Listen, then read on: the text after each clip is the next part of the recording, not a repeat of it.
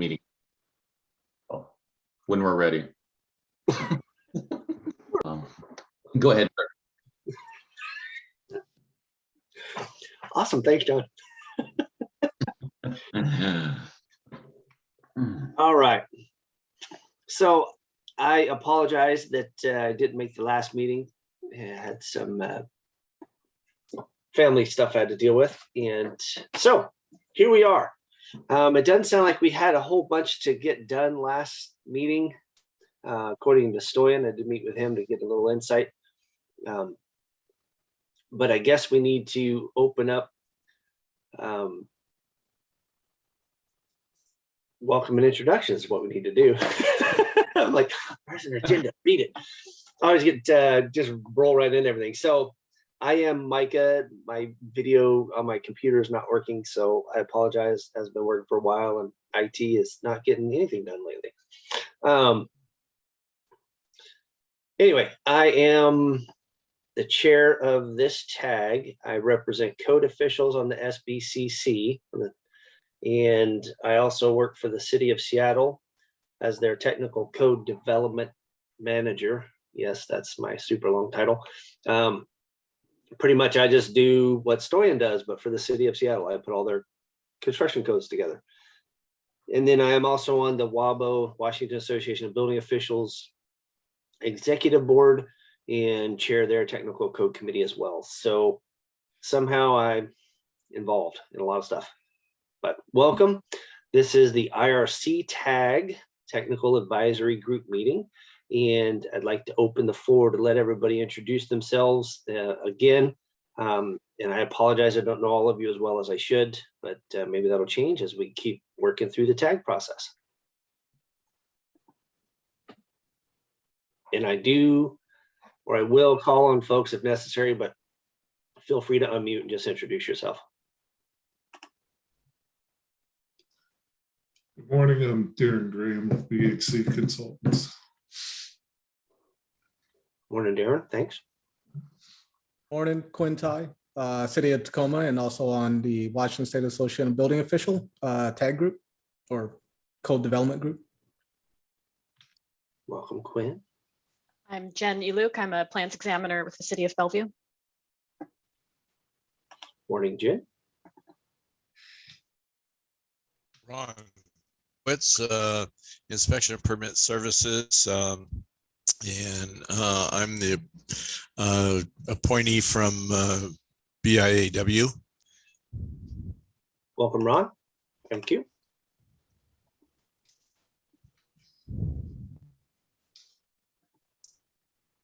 Andrea Smith with BIAW. Morning, I'm sorry, Andrew. who was that Ann? Was that you? That was Andrea. Yeah. Andrea. Okay, sorry, Andrea. Trying to take a roll at the same time. All right, and then we have, did Annette or John, Annie, or Jeanette want to introduce themselves? Yeah, hi, John Lang here from Washington Solar Energy Industry Association. I'm actually an alternate on the energy code, the residential energy code tag. So I'm just kind of here auditing, and I'm here for if any questions come up. Okay, thanks, John. Welcome. And this is Jeanette McCaig with Washington Realtors. I'm just monitoring your work, so thank you. Okay, welcome, Jeanette.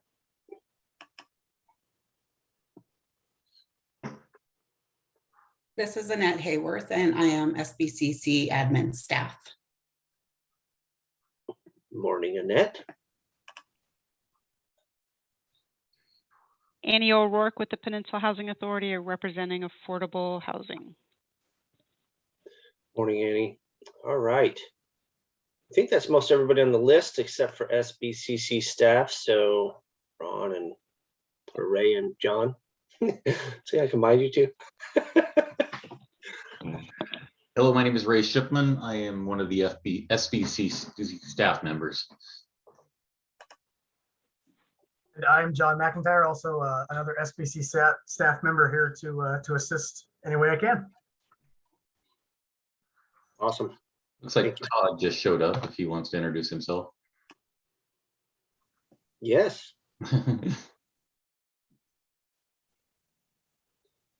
Todd, do you want to introduce yourself? Ken, you want to introduce yourself? Oh, sure. Ken Brulette, Seattle Fire Department, just listening in on this one. Hopefully will not become a big participant. You can become chair if you want. Oh, wait, you can't. Dang it. We see Todd. Can't hear Todd.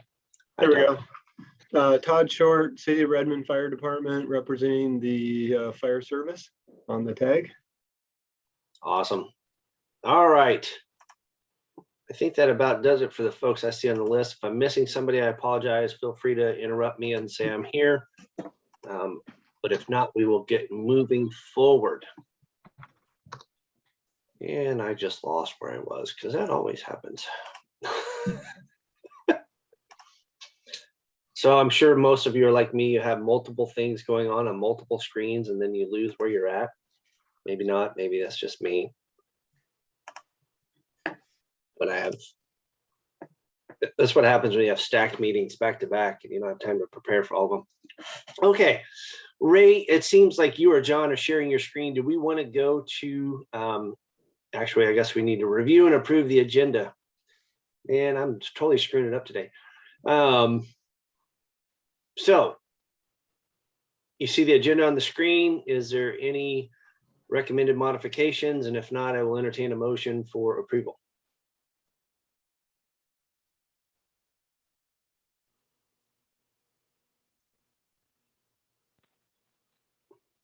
So moved.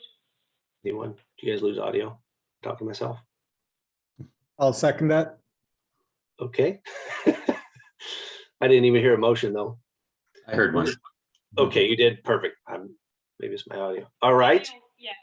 Andy O'Rourke did the motion. Perfect. All right. We had a motion, a second. Any discussion at all? Hearing none. All in favor of the motion, please say aye. Aye. Aye. Okay. Any opposition? Okay. So moved. Now we get on to item 3 in the agenda. Ray or John, are one of you going to share screen? Do I need to share a screen of some I've done? What do we need to do here? I'm running. This is Ray. I'll be going down the sharing the screen. Can you see it now? I can. All right. Normally what we've done in the other tags is we've just gone down the list, and anything with comment we just work off of. So Micah, however you would like to do it. I've made some notes, people have added some notes, and I've tried to keep it up to date as they come in. Okay. Where did you guys leave off last? We did get through any of these? We did not really do anything. We wanted to get a good document together and get everybody on the same page, and that's where the emails came from. And so I think we could start from scratch wherever you'd like to start. Okay, boy. Well, I guess we should start at the beginning. So what we do, so this is completely up to you, Mike, but what we've done in the other tags is like the double aught ones, we just go through them all, like I did these, all the double aught generals. If everybody's happy with the recommendations, we will just make a motion and approve that the double zeros are done. Then we'll go down to scope, we'll go through it, each one, then we'll vote at the end if we're happy with all the changes that we made, and we can just keep on that way. But if you have a better way or have a different idea, I'm more than happy to do it that way. I am perfectly fine going through each one of them the way you suggested. Okay, perfect. Then I will start. This is if anybody would like me to pull up the actual WAC, I will while we're doing it. But this is just the standard. Actually, I will do it just because. Oops. It's not so if you'd like, Ray. Yeah. That works. Never mind. Go ahead. Okay. Number one was, this was, I'm sorry, I just want to get myself organized here. Okay, this one was the authority. Authority is pretty simple. It is just, gives us the authority to adopt these rules under our 1927 RCW. So it's a pretty standard on all the codes. So I just said, keep the amendment. Purpose is the same. It's very standard. It just says that the purpose of these rules is to implement the provisions of the chapter of 1927, which provides that the State Building Code Council shall maintain the state building code and the statute consistent with the purpose set forth in the RCW. So basically, we're just following the RCW by maintaining these codes. Very boilerplate, so I kept it. International Residential Code, it says that we are going to adopt, that the cities and counties are to adopt the 2018 edition. So I'm going to change 2018 to 2021. And then I had a little question on the appendixes. I didn't get a chance, been kind of busy. Are all the appendixes the same or have some change? I heard that in the last meeting that one of the appendices changed chapters. That's a fine question. See, now I've got to go and look. And I apologize, I didn't get to that before the meeting, but I can pull my book up.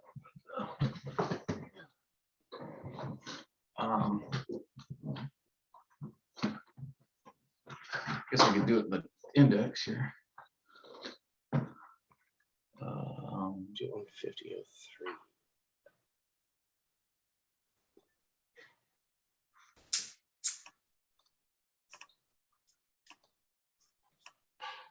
There's a lot of appendices in the IRC, by the way.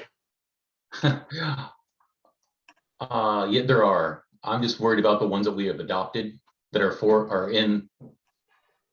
Let's see here. Let me know if you can see this. We kind of did our own appendix lettering before, right? I'm sorry, Mike, I missed you there for a second.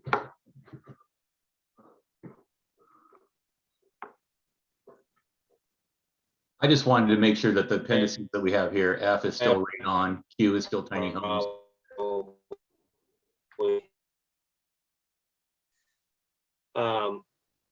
I thought we re-lettered some.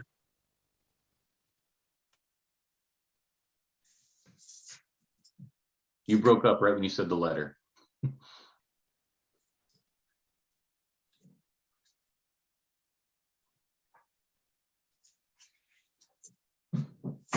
I can double check these and make sure they're correct. That's all. That was my only thing that I didn't get a chance to get to. Hey, Ray, under the 18 code, they do look correct. But there are some other appendixes that's under the 18 code that I see. So I don't know if do we need to add more? No, these are just the ones that are part of the adoption process. Like Okay. when you adopt the 18 code or the 2021, these appendixes go with the adoption, where normally the jurisdiction can pick what they want to adopt out of the appendix. So those are still the correct letters. Okay, great. Thank you so much. Okay, so that's what I have there. And then we had an implementation date. It was February 1 of 2020, and I needed to change it to July 1 of 2023. So we'll modify the amendment on that. So that's what I had for general. If nobody has any comments or thinks they like what we have here, then I will entertain a motion to accept it.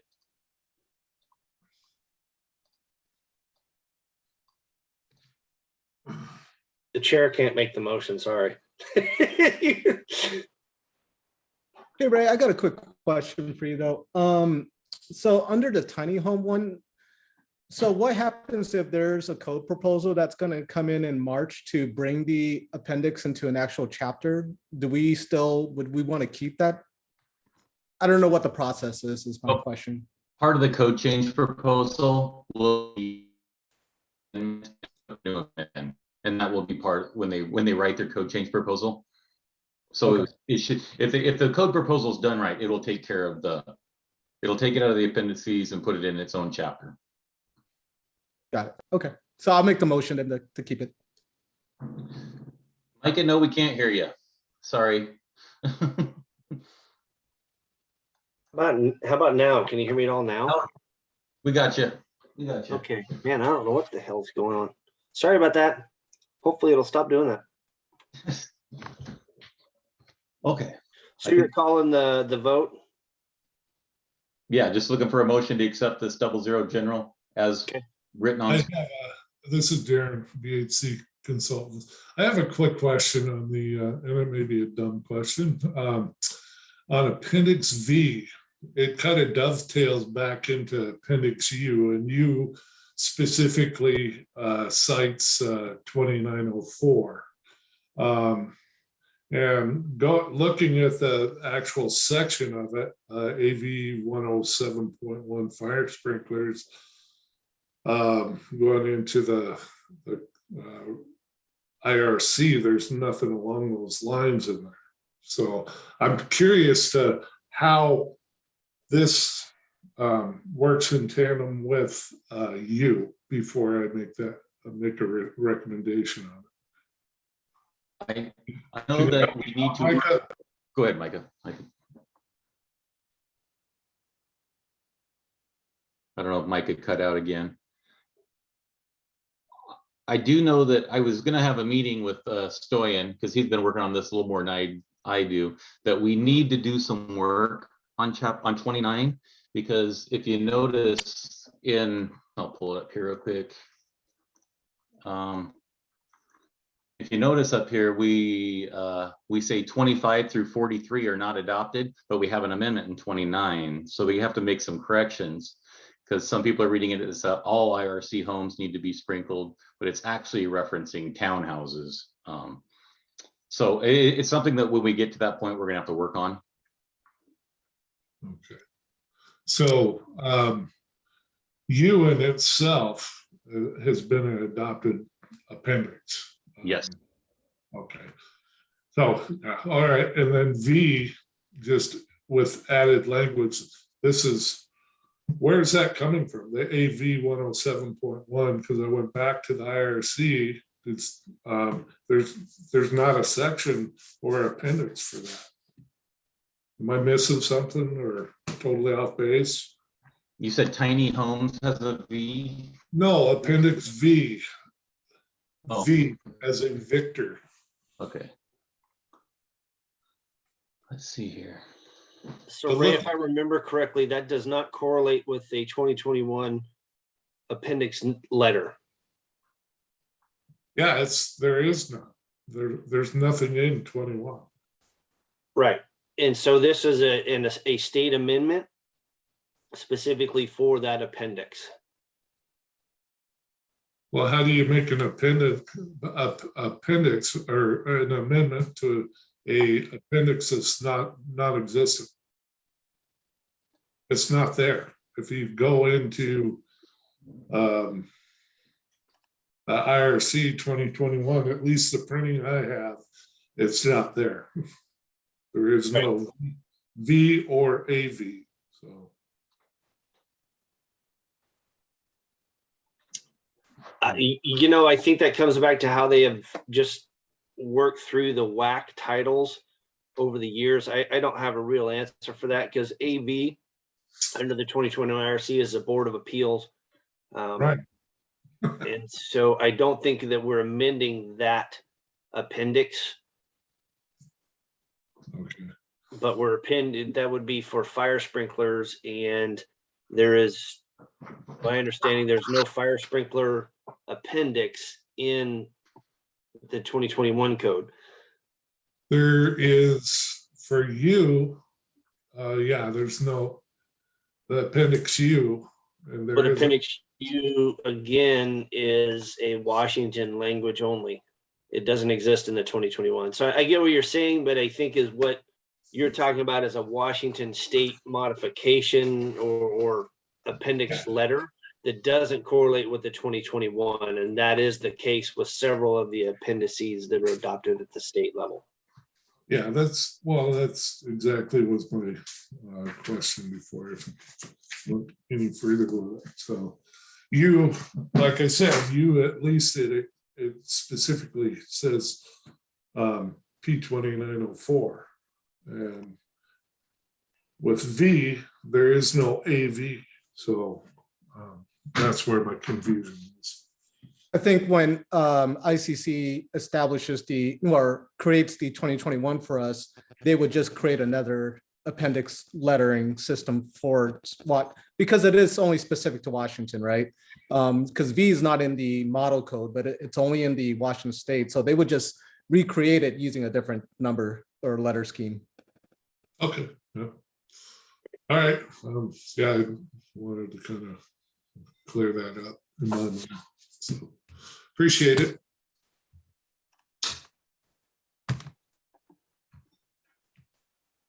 Micah, this is Todd. Yep. Also on that, I think there is a cleanup necessary for some redundant language, and then the coordination of the allowance of the P2904 being equivalent to 13D.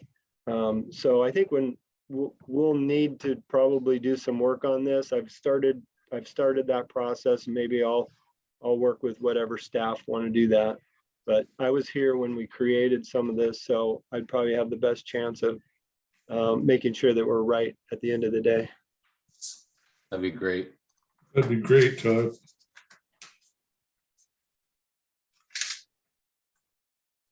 So what type of coordination are you talking, Todd? You're talking about for the adoption of certain language of chapter 29 with amendments, or just taking away the appendix and straight adopting that, or putting it all in the appendix? Well, but we have a couple of WAC sections that are almost maybe even a little bit contrary, but they're trying to say the same thing. It's where sprinklers are required when they're required. I think the state really wanted to leave this to local jurisdiction without requiring a state building code council special approval. So I think that's somewhat of where we're at, is to accomplish that. But then there's language in two different sections that talk about where sprinklers are not required. And so I think we could probably just clean this whole thing up by making sure that we get the intent of everything that's been passed in the past, but coordinated with the new numbering and new appendixes, et cetera. Okay. Todd, I think you're right. I'll work with you this week before our next tag meeting. We'll see what we can come up with. Okay. All right. Thank you. Awesome. Thanks, Ray. Thanks, Todd. And thanks. All right. So we still haven't gotten a motion. It sounds like we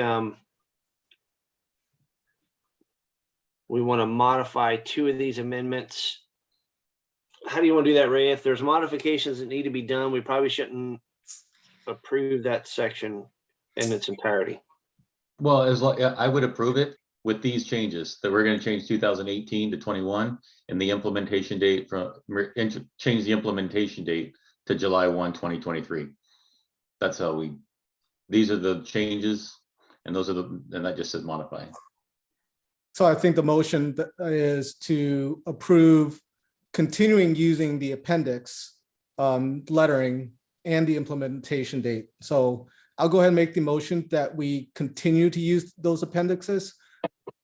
Granted that we're going to modify a couple of them, but for right now, the motion is just to bring it over to the 2021. Okay. So you made that motion. Is that your motion, Quinn? Correct. Can I get a second? Second. Okay, we have a motion, a second. Any additional discussion necessary at this time? Hearing none, all in favor of the motion, please say aye. Aye. Aye. Aye. And Ken had a question in the chat. I think staff at SBCC will just re-letter them. I think, Ray, can you answer Ken's question there? Okay, sorry. Yeah, Ken, we can align them. It's not a big deal. Just that's That's pretty simple. I guess what I'll reiterate one more thing real quick. When these changes that we're making, basically we're just telling the we're doing here is we're going to look at these and say, yeah, these are good changes, but we're still going to look at a code. This is just saying we'll send this to the council and the council will approve these amendments. Now we're as a tag still going to go through the code language and look at all this stuff again and make sure it looks right on paper for what we call an OTS document. But this is just getting a report together, kind of giving the council an idea of what we're looking at doing for now, just on the existing state amendments. Hopefully I didn't make things more confusing there. Completely. Okay. I'm sorry. That's not what my intent was. Totally kidding. Okay. Yeah, we'll try to align some of it, but I don't think we can align everything because the 2021 IRC does not have the same appendices as the state does.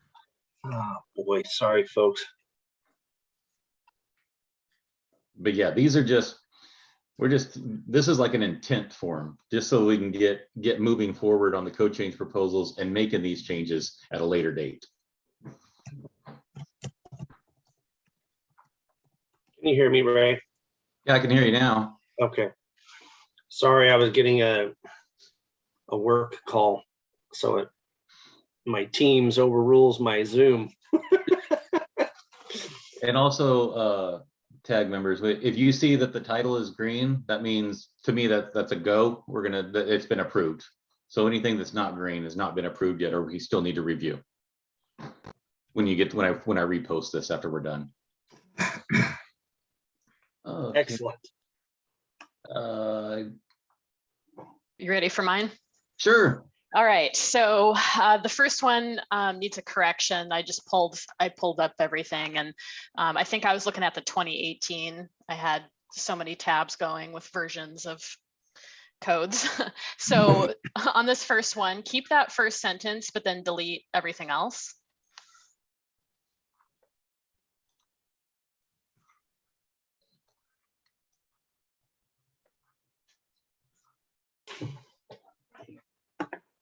If anything I pull up, if you need it bigger, let me know. Yeah, just on the spreadsheet there is what we're looking at. Oh, if you can keep my first sentence, because I can't edit it live here, and then delete everything else. Oh, well, you're telling me to do that. I thought sorry. You're talking about the code. yeah, keep that one, and then just highlight the rest of it and delete it. Okay. Yeah. Well, that makes more sense now.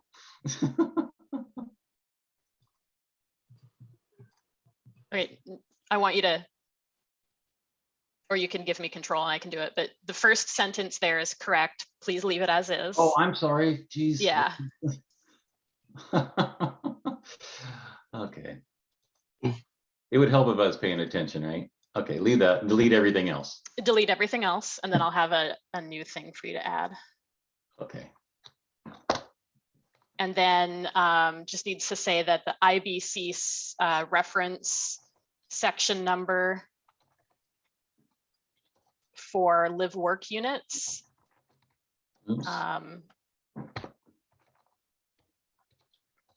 needs to be updated to 508.5.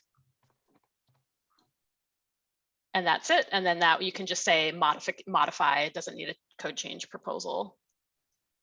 I apologize for that error. I just want you to know that I redid all of this Thursday afternoon once I had a better understanding of the task and we had the new spreadsheet, and I had a death in the family that day. So it's kind of a miracle I got any of this done, but I beg your patience if there's some Space Cadet moments in here from that day.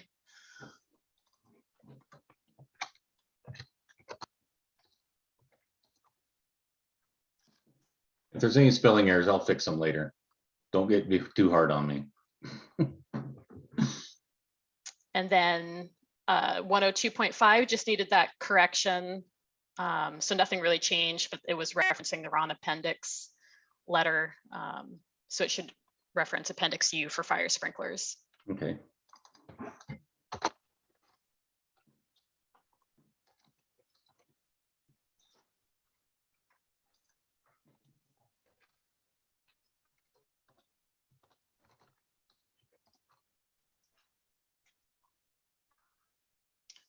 1027.1 had a change in like the meaning. So it used to say become unsafe, and now the base code language has changed to less compliant. So I just think it needs attention, and like, does our existing amendment really fit anymore? Do we want to modify things to be more in line with this new language, which is going in a slightly different direction? Like, apparently you can be compliant but unsafe or something. You might want to pull up the code and the WAC to see what I mean, but kind of the nature of the base code has changed. Are you seeing the WAC now? Yeah.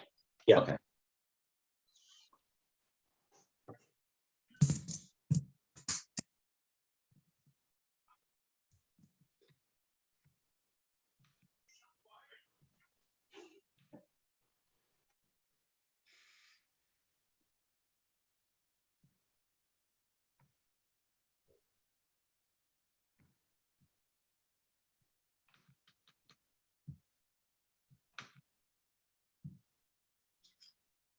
Jen, can you explain what section you are talking about? Maybe Ray can highlight that on his screen.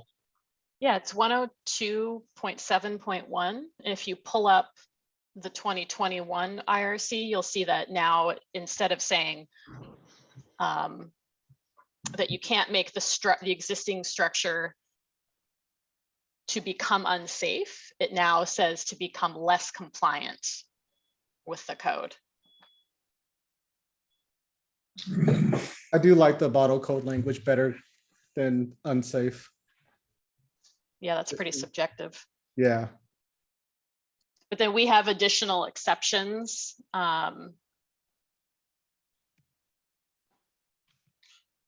I'm not suggesting that we just adopt the base code as is, because we want to keep, I'm sure, these exceptions.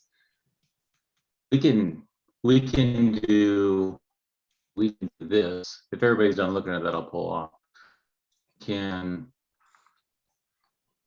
Base code language. Okay. We could put keep base. If I break up, I'm sorry. I just got a weird note. We can keep base language the same. Keep base code language the same, and keep all, or change base code language to model code and keep all exceptions. If that sounds good to the tag. Sounds good to me.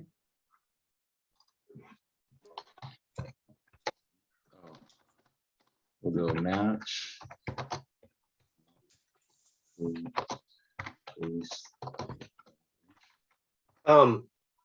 keep. Ray, are you able to show the base code language? Because there was a significant addition to that section for 2021. I can do that. If not, I could do that, but I got it. It is, what was it again? 102.7.1. Thank you.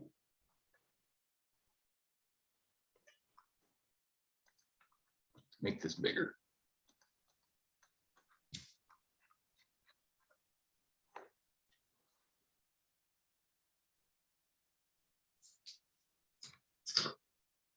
It's kind of like the last half, basically, of that whole thing is what changed. Yes, correct. That's all new language.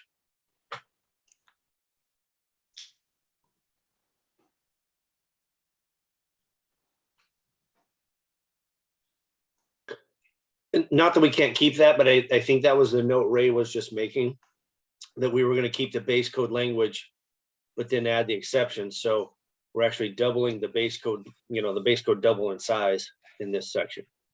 So and that's why I didn't just say modify it. I was thinking this needed a little bit more thought and attention, and probably was the level of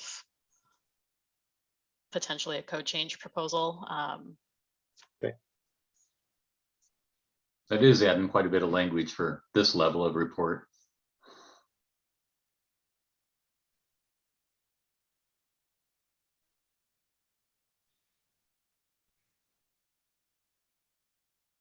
I like the base code language for me. Yeah, me too. Yeah, does provide clarity, but I know there is a code proposal for that last sentence. So, but again, similar to my other comment, we could always staff can make the changes as needed if that proposal gets approved. The code change proposal? Yeah, there's a code change proposal from Wabo regarding that last sentence. We're trying to basically create another chapter instead of referencing the IEBC, I think. Micah, am I wrong on that? Just for my clarification, Quinn, is that code change proposal coming from Wabo to ICC or from Wabo to the state? To the state. To the state, okay. So you're correct, Quinn, but I guess this time I'm going to try to not mention code change proposals. That way we don't confuse what's going on. Sorry about that. No, it's okay. I appreciate it. I was just thinking about it. I'm like, I'm going to try not to say much about what our code change proposals are going to be. We just need to discuss base code language and current amendments. So, because we have to get that done before we can even allow processing or opening technically of the change proposal portion of the next group. So we have to get this part done. Yeah, this report is going to trigger the code change proposal. Yeah.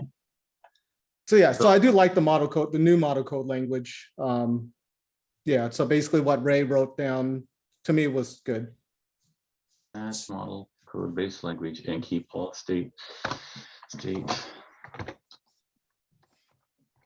Exceptions, I think, is what you want. Exceptions, okay. Yeah. Exemptions. Dang it. Okay. You're tough, Jennifer. The next one is easy. This is something that we've added to the code, so there's no base code changes, so we can keep it.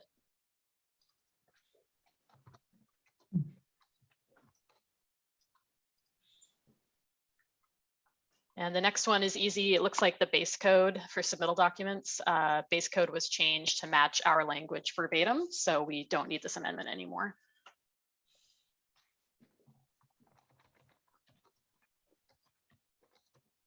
Oh, green.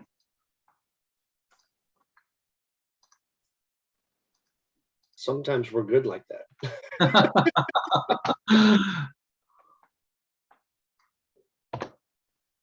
Jeez Louise, I can't even spell either. All right. That is scope.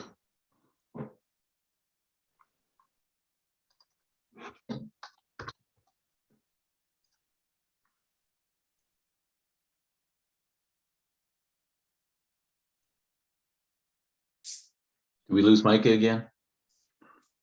Nope. I think Okay.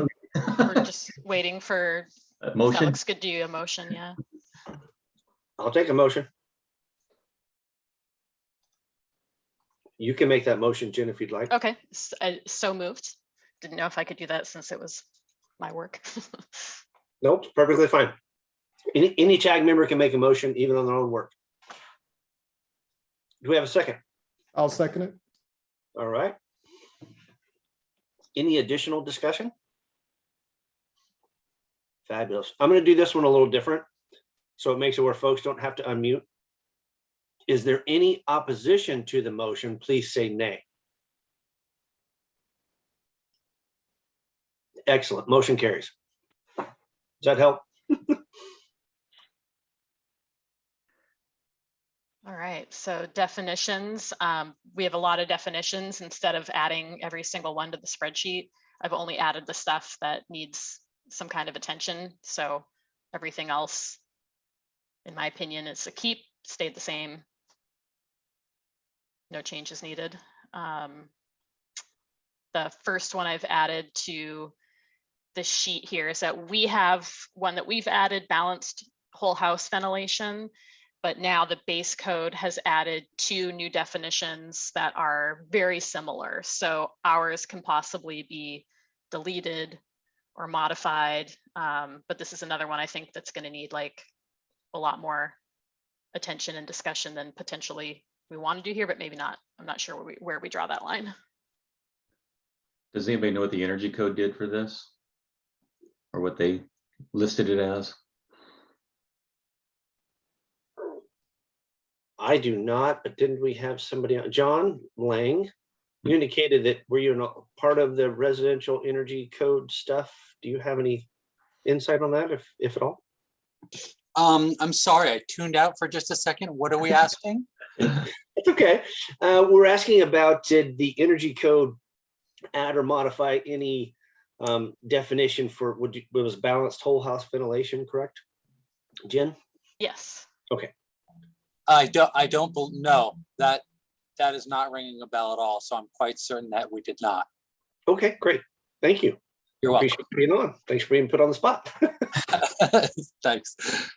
I think, Micah, if I'm not, hopefully I'm not correct, but I'm pretty sure if it got to this, it would be under the energy code anyways, wouldn't it be? Our whole house ventilation. So it's in chapter 15. Is it? Okay. Yeah. And I think for this particular one, I think we should keep it because there is some added language to our amendment that the model code does not have. Right. But if they've added these two new definitions, that means they've added stuff in the chapter for them. And now, you know what I mean? Like we added something that they didn't have before. Okay. There's probably going to need to be additional changes made to that chapter, right? Whether we keep ours or not, but just something to think about. So on that, Jen, is what we'll do, and Ray, maybe you can do this if possible. Carolyn Traub is doing that chapter of the IRC as part of the residential energy. Could you inquire to that coordination between the two new definitions in the IRC and our current definition for balanced whole house ventilation? Let's start there, and then if we need to change something here, we can. I think that'll probably go for distributed whole house ventilation as well.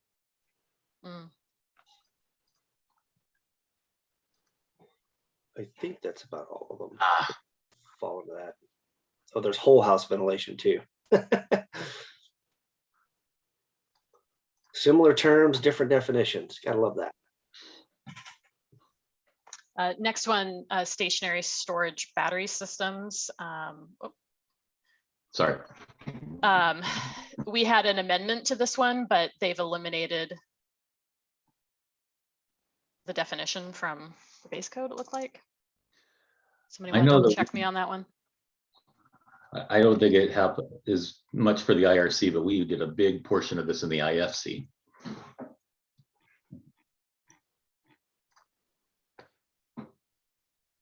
I don't remember.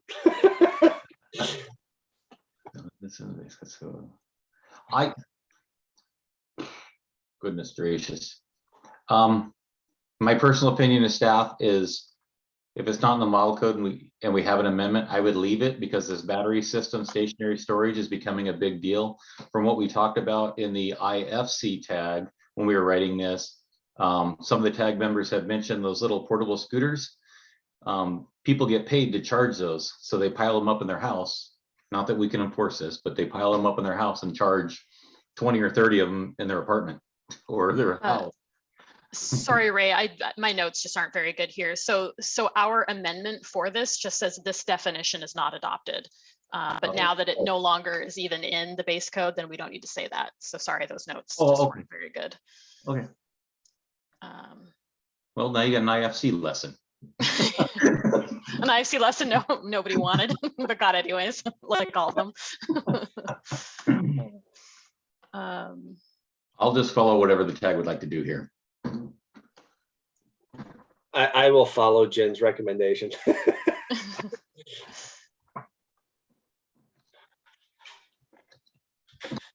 Yeah, it's just not even in the base code. And then the next one is honestly just a stupid little correction. It's just we have things not in alphabetical order.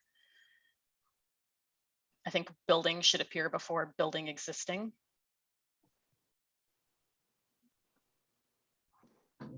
I don't even know if that's really the appropriate place to bring up that correction, but noticed it, figured I'd put it down.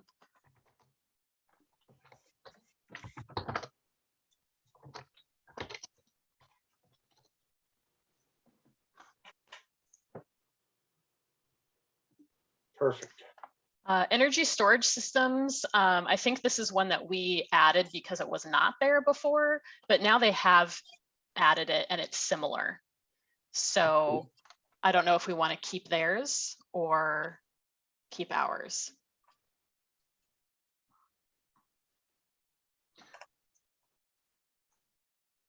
At any point, if anybody needs me to pull something up, let me know.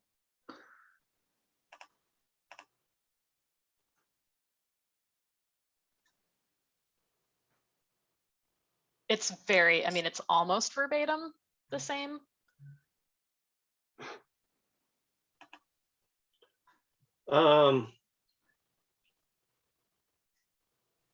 It's sorry, I'm looking too. Yeah. I'm all for deleting amendments.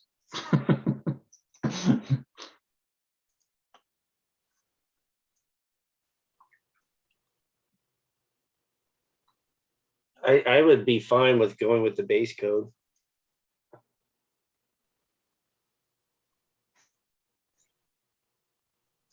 Are we talking about energy storage systems, right? Yeah. Okay.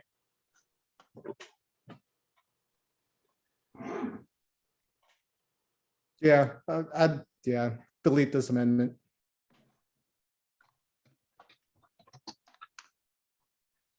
One less thing that we have to look at the next time too, which is nice. Right. The more that we delete. Part of our RCW to delete all amendments that we can. Well, if you like that, we've got more coming up here. So lot was modified to match ours verbatim.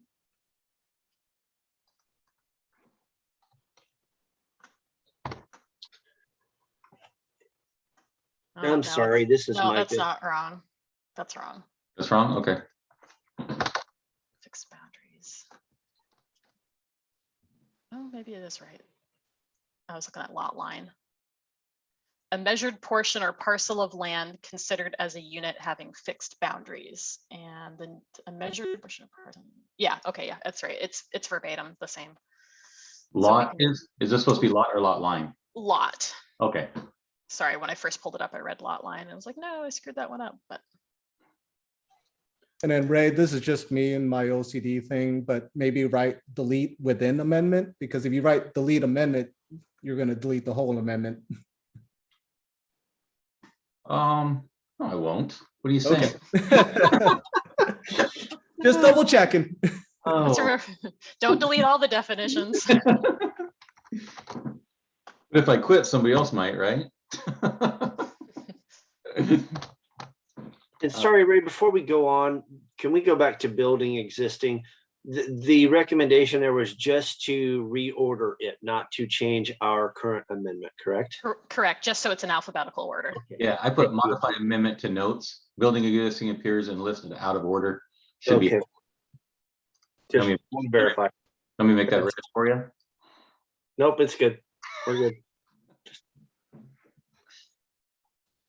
All right, sorry. So Sorry for what's going next? backwards. Next one is a mixed ventilation zone. This is another one that it's not in the base code, but we have an amendment to say we're not adopting it. So we don't need to do that probably. This definition. So it's not in the model code? It's not, I don't see it there. It probably used to be there. That's a good catch.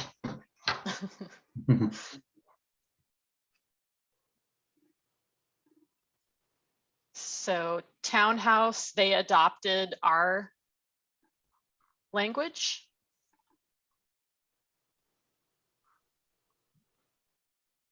So we can delete that one.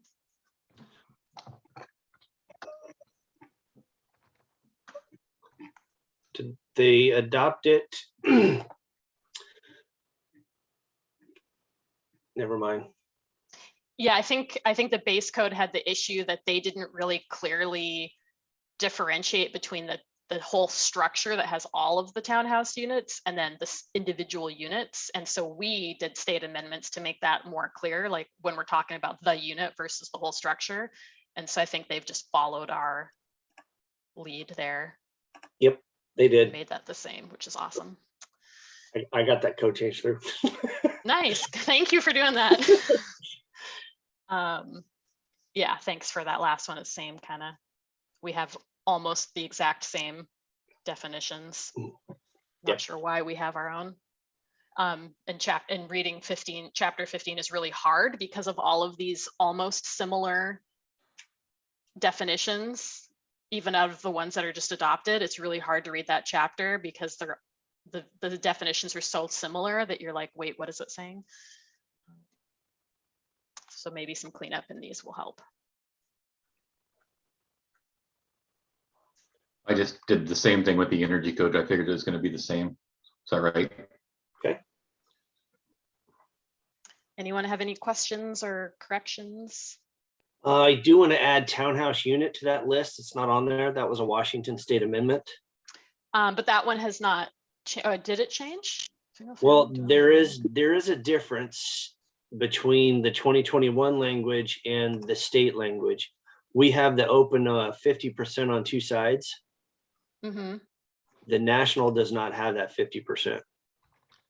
And would you like, so I think that if theirs has changed, I think that they added that whole thing, but we probably want to keep ours though, right? Because they don't have that piece.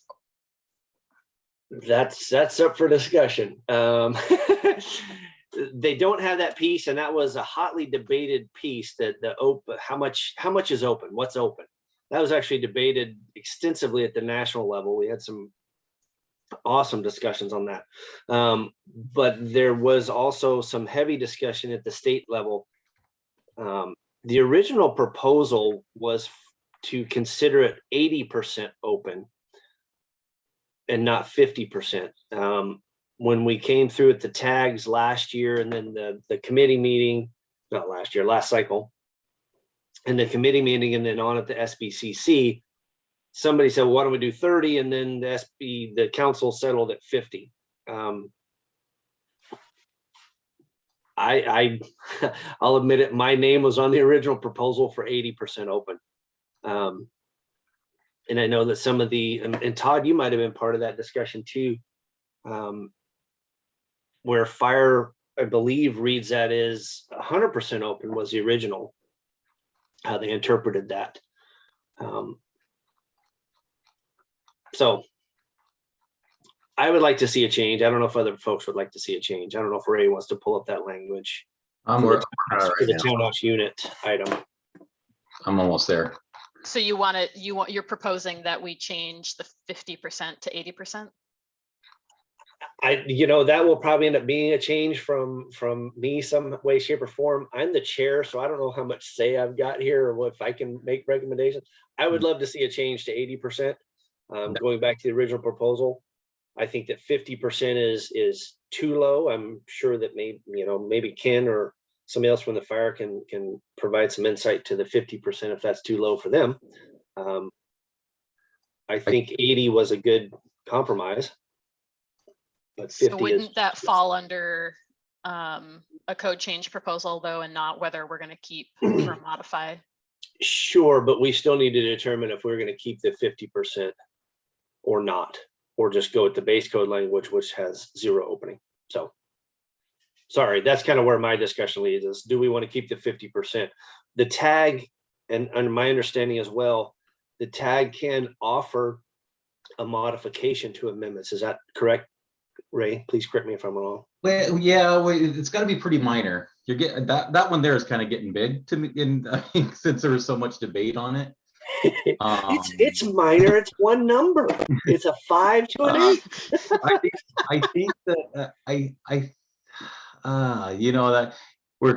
Stoyan and I had a conversation about this. It's like, how far do we take it on the tag level? We want to be accommodating and take out as many processes as we can, but I would lean towards keeping the amendment and submitting a code change proposal.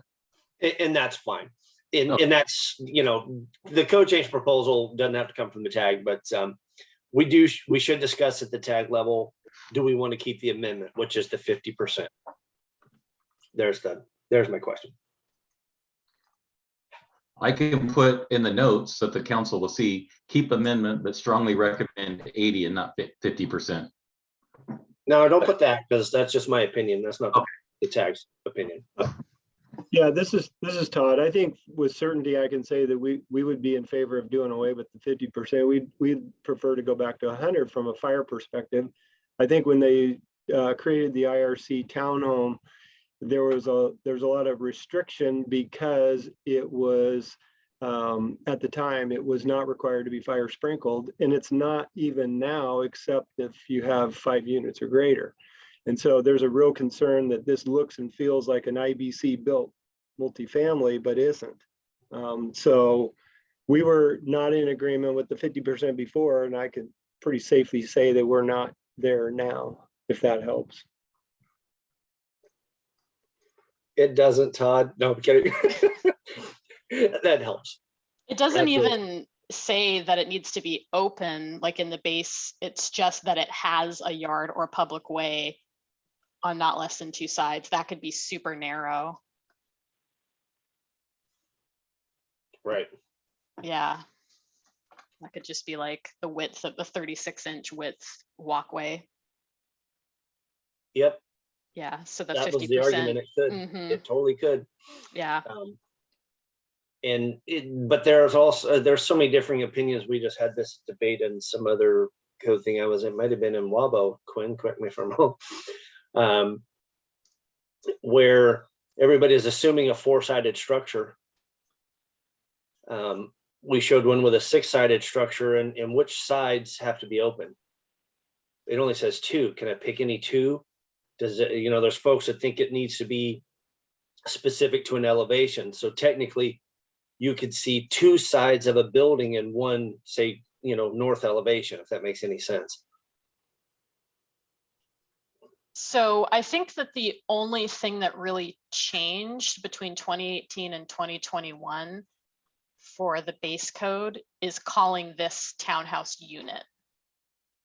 Yes.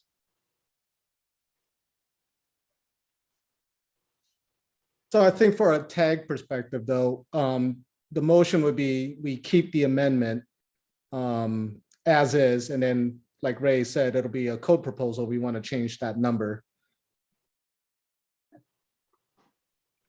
Okay. So that's my motion, is to keep the amendment as is. Okay. Quinn made a motion for keeping the townhouse unit language as amended. I second. We got a second from Jen. Okay, since I know there'll probably be some in opposition to that, I'm going to ask all in favor. Please say aye. Aye. Aye. Was that just 2 votes? I don't know who unmuted. Ray? Yes, sir. Can you do me a favor? Yeah. Can we do a roll call vote on this one since it is important? Sure. Let me. Point of clarification. Yep, go ahead, Todd. I don't know that I have any issue with the motion. I just think that if we want to do something, we would just propose a code change. I'm totally fine with that process. Okay, you're fine with that? Okay.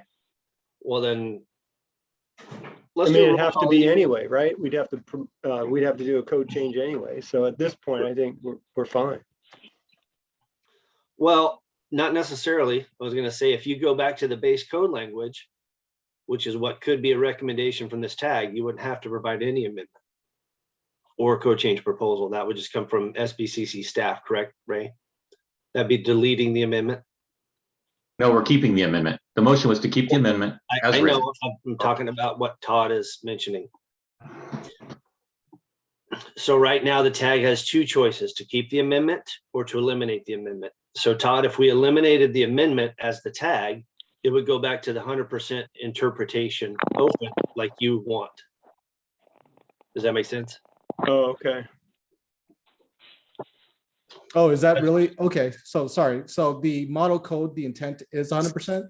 Because it wasn't clear.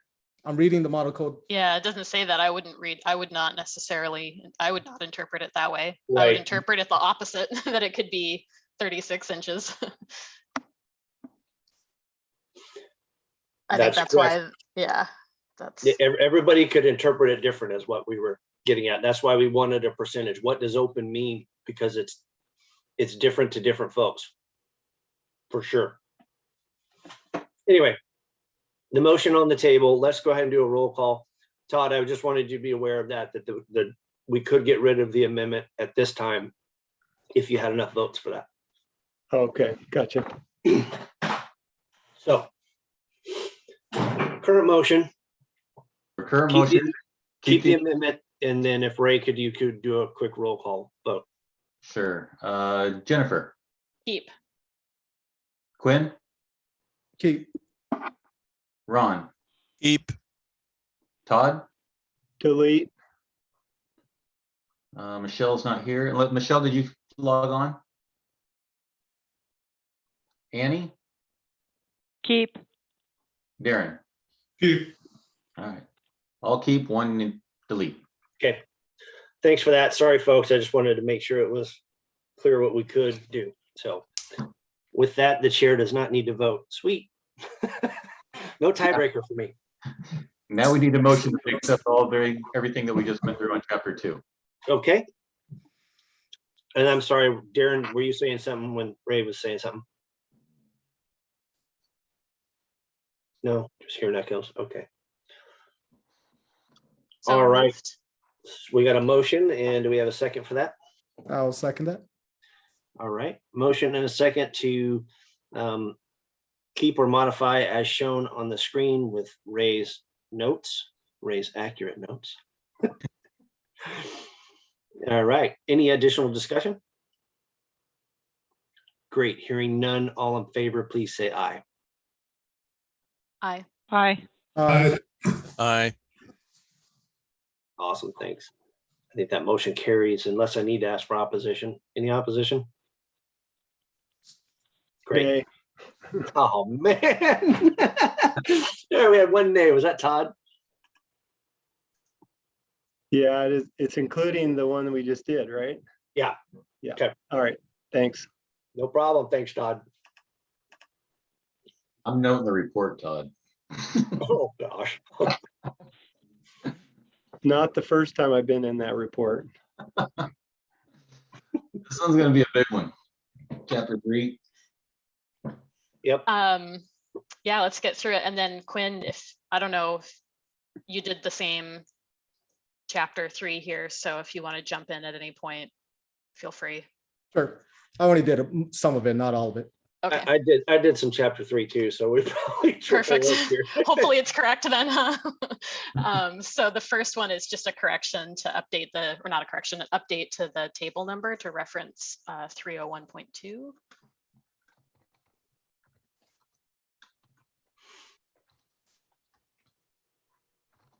Agreed. And the next one, the table in the base code has changed. They've changed columns and they've added a new column. So it could be fine the way it is. I figured that would be more of a code change proposal consideration, but we can look at it together. So live load has changed to uniform load, and then they've added concentrated load. I mean, I think all the changes are probably pretty good.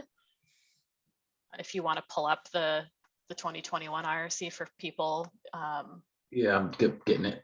And the online version is nice because it has all the changes in blue versus I don't know how obvious that is in the printed version of the table, or if it's just a big black bar along the whole thing.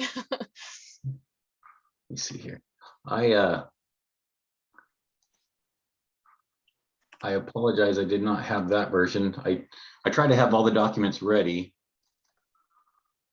Oh, yeah, I knew you were going to do that.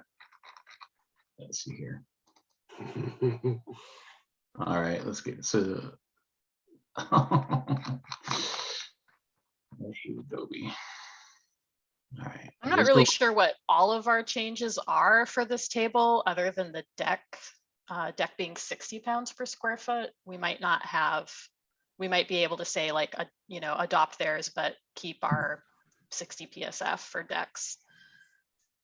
I'm just trying to look through each one right now. Am I on the right table chart? It should be 301.5. It's live loads. I'm sorry. I'm trying to make everybody's job as hard as possible. Hey, Ray, if you'd like, I can share my screen for this. Sure.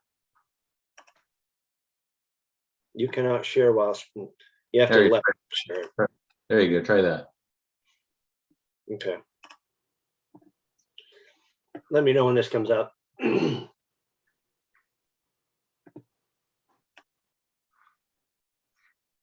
One interesting change that they made is instead of saying rooms other than sleeping and sleeping rooms, now they're saying areas. So sleeping areas.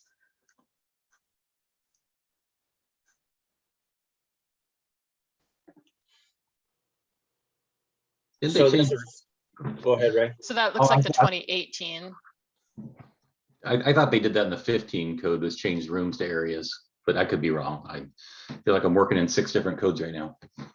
Right. So this is 2018. There's our 2018 WAC. Here's a 2021.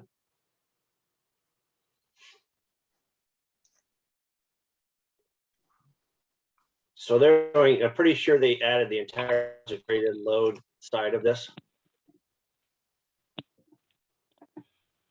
And some other changes down in the footnotes. Footnotes, correct. A lot of footnote changes. If you go back to 2018, it looks like we only had one little footnote that we added. Is that correct? That might be a, yes, that's I our, at the bottom. Yep. So it looks like all we really did was change decks to 60 pounds per square foot and add that last footnote. Correct. That's all we did for 2018. So that could be our proposal, is to adopt all of their changes, but we'd have to, it's a lot of stuff to go through here. And with these 2 modifications carrying over as well. Okay. And those were my notes as well. Okay. Okay.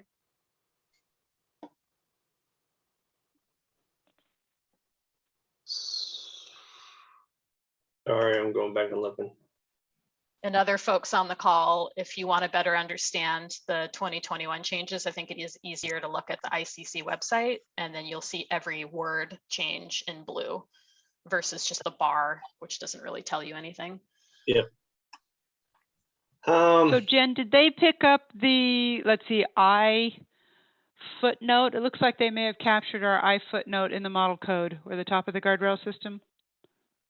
No, different one. They have an I, but ours is a different. It's not. Yeah. Okay. There was some. I thought I saw some reference. I had done chapters 4 and 5, and I know that there was a lot of talk and a lot of revisions with regards to the snow loads being used in those surfaces, and the model code picked up the bulk of what we had proposed. So I guess we need to keep that. So we would just number our current I to J. J. Yep. Right. So, all right.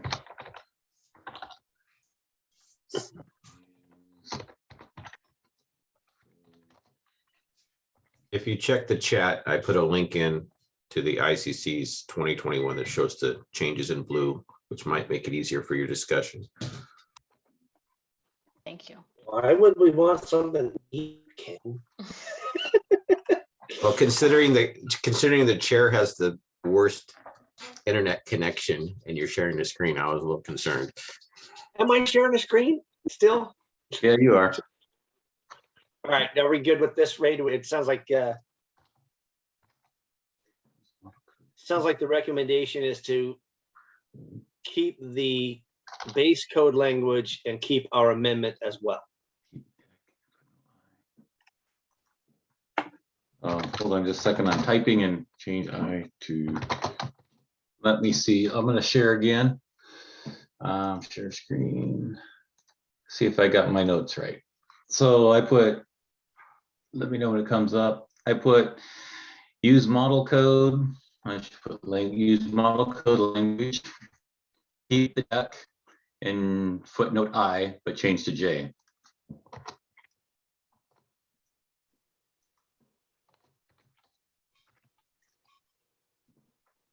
Sounds about right.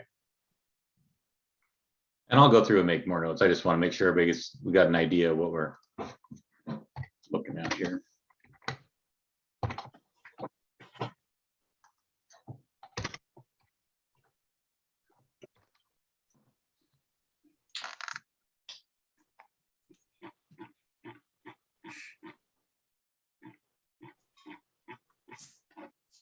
What was it? It was deck live load, right? Of 60 pounds per square foot.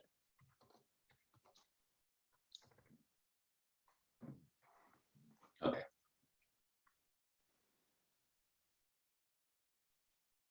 Looks good to me.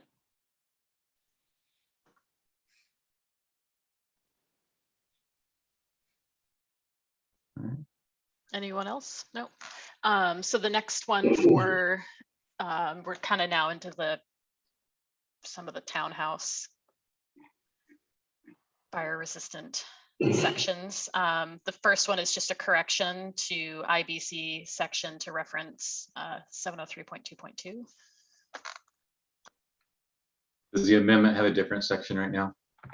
Yes, let me pull it up. I just want to make sure I didn't have to add any more notes. Let's see, double walls. Yeah, we referenced 703.3. Okay.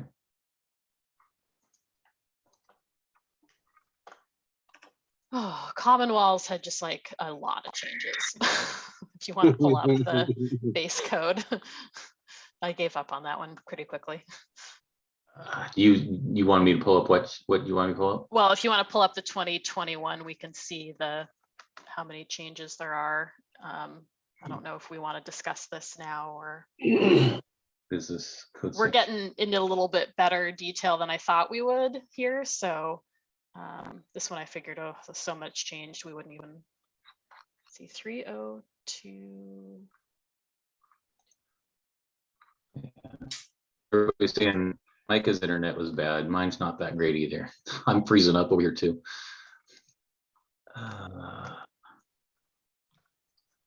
We should have Ken share. Maybe he has the best internet. You got that. 302.2.2.2.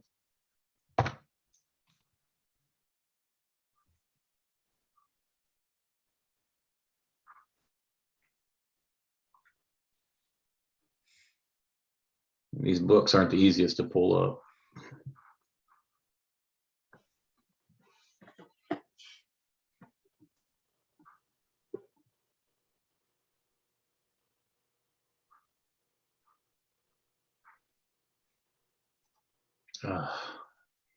My apologies, folks.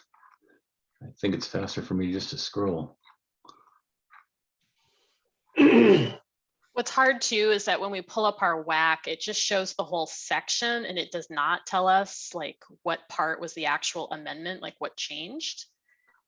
So sometimes it's hard to like compare and know. Do you see when you look at the WAC, do you see at the very, very bottom where it says WSR? It's like kind of like code language, not code language. If you highlight that WSR and put it in Google, it'll go back and show you all the changes from the old code to the new code. You may have to do a couple different ones, but those are what we file with the cross out, with the strikeout. Oh, okay. Okay, I'm getting there. 30222, right?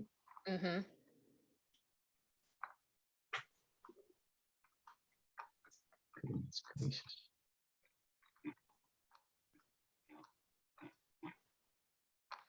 Okay. Oh. Everybody should have to run one of these meetings once. You're doing great. That's why it's so nice to have these in person. I gotta tell you. That's because you don't want to do it. Okay, common walls, there it is.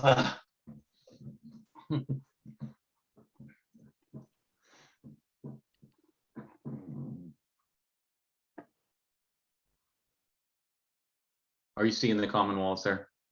Yeah. Okay, just tell me where to scroll or what you need me to do. Well, for me, I just sort of, like I said, I thought this was going to be enough changes that we wouldn't even discuss it here. So I didn't get into the minutia, but they've made some changes. We could probably adopt their section with our changes if we can pick apart what our specific things are. Because they've added some helpful things, some helpful language, like common walls shall extend to and be tight against the exterior sheathing of the exterior walls. You know, so they've kind of like added a little bit more detail of how far these need to extend. I'm sorry, everything's just hopping around on me for some reason. All right. So I was part of this code change as well at the national level. I'm almost, let's just say 98% sure we are okay with the base code language, because it took a lot of what we wanted or had modified in our previous state amendments, and we worked with some other groups, and so it kind of met all the stuff. The only thing I think that's different that we're not 100% on board with is the exception to number 2. Where ours was simple in that we allowed fire blocking in that void, and this gets into a little more specific, where it's filled with a minimum of 2-inch nominal thickness wood studs. We thought that filled language was kind of open for interpretation. What does that mean? What does filled mean? Does that mean you gotta, put in 6 or 8 2x studs to make that be filled up? That's how I would interpret it. Yeah, so we thought that was rather excessive. It's like, what's the point in what's the point then, right? It basically is just filling the cavity entirely, right? With wood. Am I missing something? I don't see that in the code, an exception number. If you go down to 302.2.2, number 2, okay. There's an You're exception. in the exception there, it just continues past the table. Oh, why would they do that? You see it right there at the bottom, Yeah, keep going. just above the table. Oh, Yeah. It horrible. breaks it up in the middle. That is horrible. I failed the test question on this one. That's why I went to a single column for our codes. So we eliminate those problems. Anyway, I think that's where the main change is now from what we have to what they have. Yeah, I can't really find any meaningful change or anything that we've added in the other stuff. They are now, whenever they're referencing a sprinkler system, they're saying where an automatic sprinkler system is installed. I don't know if that ever matters, or aren't they all automatic? I think they changed that in the fire code as well, or there's something along those lines. I remember something similar. So maybe we say for this one, unless anybody can find anything else that we've added or that is really in disagreement with their changes, that we adopt the base code, except for, we'll keep the exception for exception 2. Well, that would be getting a little bit meta there. I like that. Well, on our, so adopt the model code language except for, so what I would have to do is I would have to write an amendment of all the model code language and then just strike this section. That's how it works on our end. Say that again. So if you want to keep the model code language but strike this, I have to write an amendment with all the model code language with this struck. We want to rewrite that and keep our current language. Keep our current language? Mm-hmm. Keep the current exception language. So if you go to your WAC 51510302. 03, okay, let me see here. So you want, I don't know if you're sharing your screen. If you want to share your screen. I got it. I'm looking at it on the side. Sorry. Okay. So we have an exception, our exception in there. We want to keep that. Everything above it can go to base code language. Okay, but what that means I have to do is I have to copy and paste base code language, put it all here with this exception. This will be struck and new base code language put in. Yep. No, you don't want to strike it in. You have a whack that's up in your definition, a whack reference. Good catch. Electrical installations shall be in accordance with chapter 296-46B WAC. We need to keep that too. Sorry. So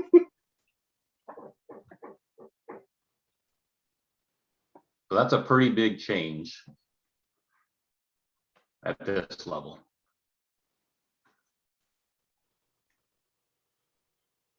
So that could that be a code change proposal, but a much more clear recommendation. So keep the base language, except these two pieces. Let me see, I got everything going around here. I got screens everywhere. Okay. Reyes, what I can do, since we probably are getting into the weeds on this now, I will pull that section of the base code language and rework it to make sure it keeps the electrical WAC reference and our exception, and I'll send it to you so we can move on with that. We can come back to that when I can show that language later.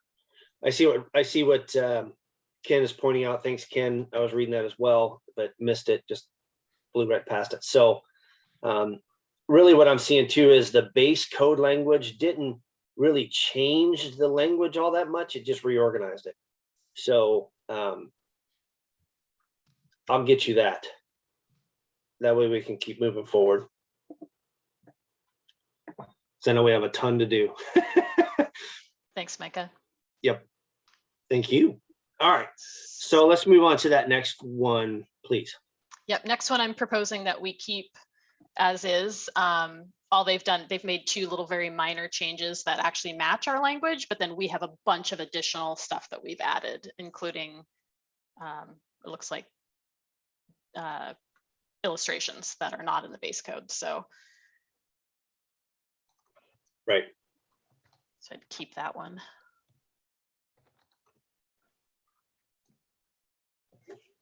And then I think, yeah, parapets, I think was revised on their end to match our language for townhouse units. So we can delete that one now. Somebody want to double check me on that? I believe you're correct.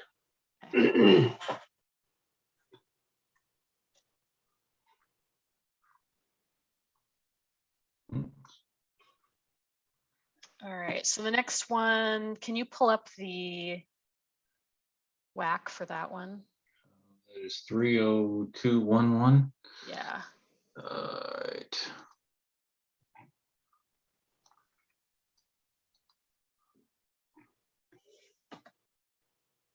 Mike, isn't this your favorite one you fought so? This right here, this little 1 hour and 5 foot and whatever.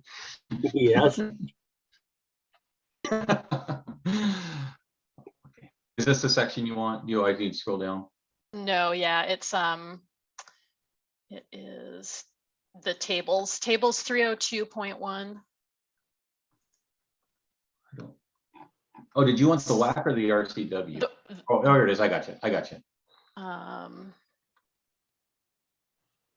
Yeah, so it says no change to the table, but the table is missing, which I think means that actually we did delete the table in a way by revising this to say this instead of having the table. So I'm not sure that was correct or if I'm interpreting that right. But if it looks like our only amendments here were to say no change to the table. So I guess I'm wondering why we have amendments at all for this section. The footnotes, what changed? Are the footnotes different? The footnotes changed, That's what but it is. we didn't modify the table, so they did not reproduce the tables in here. So the tables are adopted as base code language, but the modification is only to the exceptions. Exceptions or footnotes? I'm sorry, footnotes. Thank you. I'm glad you're here, Ray. This isn't standard practice. This is normally what we would do is we just, anytime that the number is the same as the code, we would have normally put the table in. I think this got down to crunch time during last code cycle, so they thought this was easier than building a table. Okay, so they did not make any changes to the footnotes or the tables, it looks like, so we can just say keep then for this one. Okay.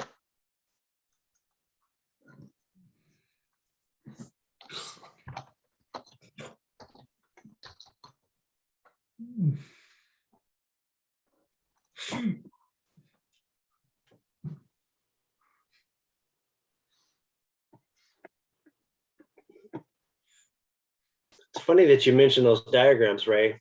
The figures, I'd like to change those this cycle too. Well, I remember how hard you fought for them. Well, no, I really just fought for the 5 feet. You wanted, if it was in the language, you wanted the table to be the same as the language. Yeah, you wanted to show the same thing. It's like, yeah, that was a fun debate. Anyway. So 302.3, they have added the statement, such separation shall be provided regardless of whether a lot line exists between the 2 dwelling units or not. I don't know if we want that or not. Seems good to me, but. Oh, I know what that is. That's for duplexes. Yeah, exactly.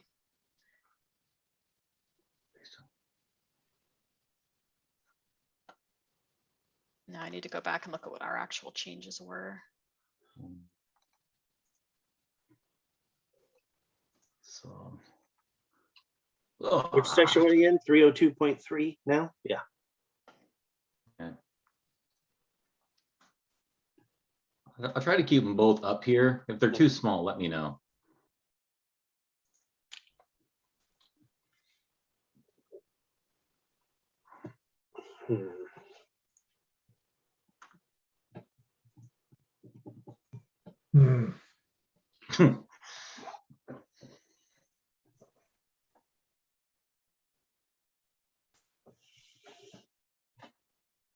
Well, that's what it gets hard when we've kind of substantially changed the section. When they make a change to the base, it's kind of hard to know. yeah. So I can explain our change considerably if you'd like for a moment. So technically the 302.3 WAC language that Ray is showing there, that we took what was in the definition for dwelling unit, discussing the accessory dwelling unit, and we put that into this section.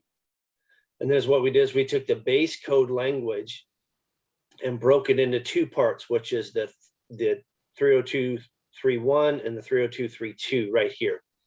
So that language technically didn't change, it was just broken apart. Because of the way it's written, we believe it's written incorrectly in the residential code. But now we're saying this sentence that they're adding to that charging language of 302.3 in the 21 code is adding a sentence. And the question is, do we want to pull that sentence over into our existing amendment? Because I think we want to keep our existing amendment. Folks can tell me I'm wrong, but I'm pretty sure that we don't want to change that at this point. But we want to determine whether or not we want to incorporate that new sentence in the 2021 into one of these sections here, whether it's the scoping language of the 2-family dwelling or the 2 subsections below it. And all they're saying is how you separate a duplex really doesn't change whether or not there's a real lot line or an imagined lot line, which I think is how we are already operating. That's how, right? It's like, I think that understanding is kind of already in there, or so I don't know that we need to add it. Well, I think some jurisdiction are having different interpretation. If there's a lot line in the middle, like an actual lot line, they're treating it as two separate single family homes. So now you have to have two separate 1 hour walls. What they're saying is that you could straddle a lot line and just only have 1 hour wall. So I think that's the question that this tag has to tackle is, are we comfortable with that? Great way to put that, Quinn. Yeah.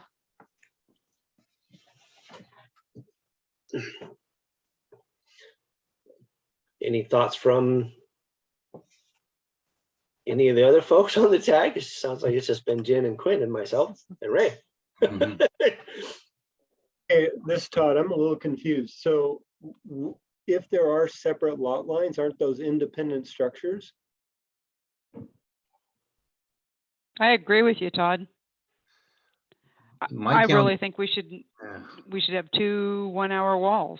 I mean, just from a retail sales standpoint, what are you selling to your neighbor? You know, what's being sold on that parcel if they don't have a 1 hour wall themselves? What I run into in my county is that they do something called a simple seg. So a guy will have 40 acres and he just brings in a lot thing and he divided it up into a bunch of little lots, the whole thing. So now they all have lot lines. And now he's built a barn or a house or whatever, and he's building across those lines. So they're legal lines, but they're still one great big lot. It's weird. So I'm wondering if that's where they're going. Well, and so it's interesting whether or not it's a fee simple parcel and there's different ownership. Exactly. I think it seems like that should be part of the discussion. Yeah, ownership should be part of the code, I think. I mean, I'm sorry, I'm supposed to stay quiet. Sorry. I'm not supposed to have an opinion. I'm staff. Well, you can provide examples, but yes, let's work on the opinion. Sorry. So this sounds like one we need to explore a little further, is what I'm hearing. There, in my opinion, could be an option of, and Ray, I'm not sure if you have the capabilities of doing that type of research, but identifying the code change proposal that this was made under at the national level. And it would have a reason statement and some explanation. We could even maybe pull up the testimony for that. You know, is what I can do, Ray. I'll have one of my staff do that. Okay. Okay. So what I think we'll do, when we go through this proposal form, the existing amendment report, when we make a motion to adopt a chapter, I'll highlight ones that we need to go back to. So we'll just say, keep the changes except for the highlighted ones we're going to come back to. If that helps expedite things. Okay. Yep. That'd be good. But I'll have one of my staff find that code change proposal. Okay. So for this next one, these are new sections that we've added. So ostensibly we could keep them, but they don't have titles. And so it was kind of confusing when I went through because what we're calling 302.3.1 is different than the base code.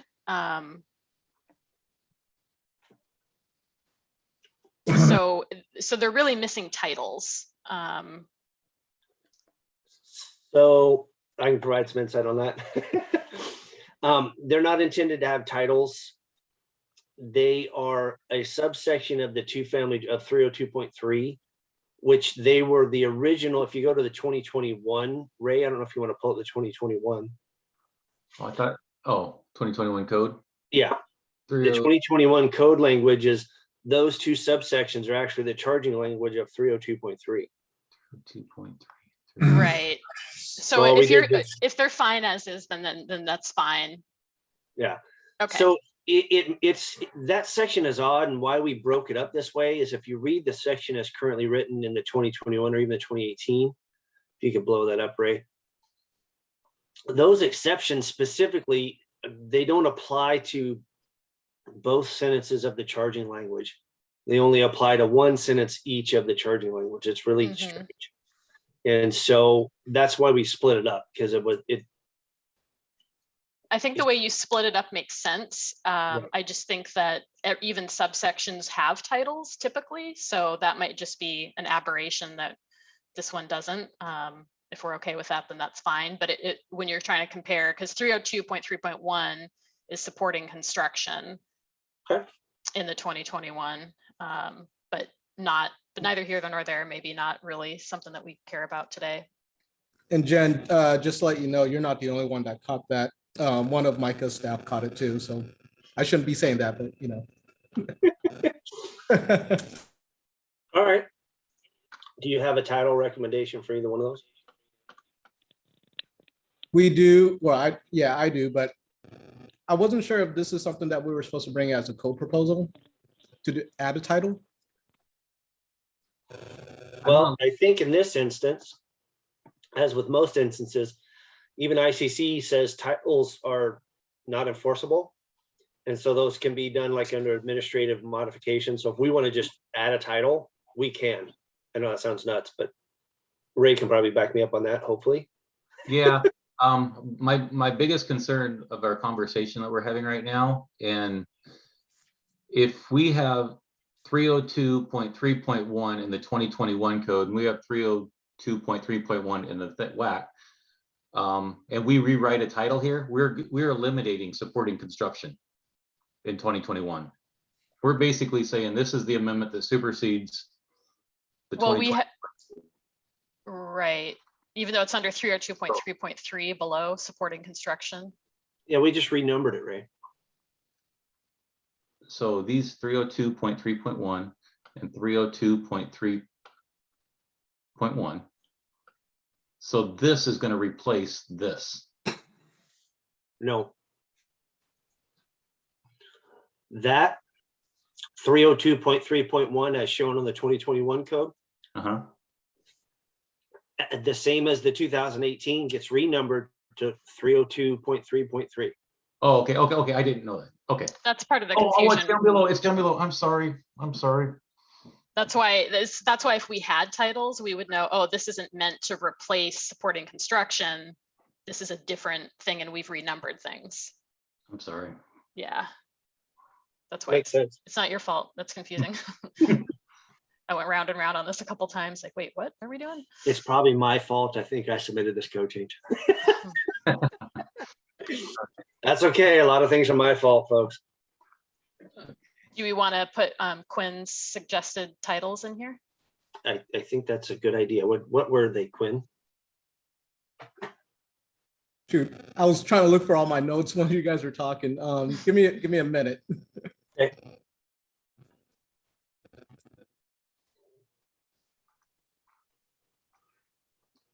Well, we can discuss the next one. We want to keep the supporting construction renumbering. Yes. Awesome. Oops.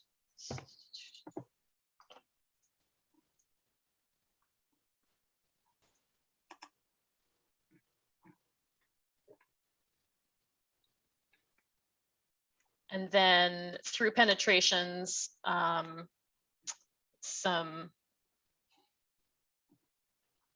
additional exceptions were added.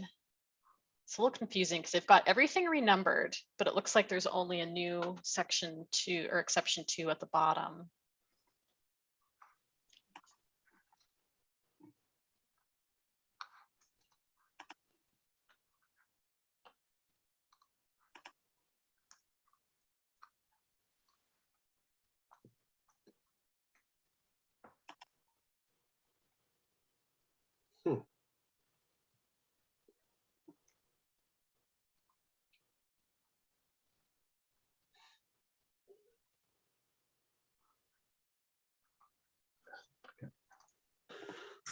Looks like they eliminated some language from 2018 on that exception 2.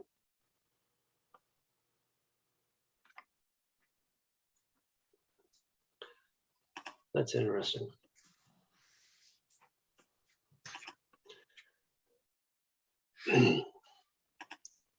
So what I'm seeing, Jen, is they reorganized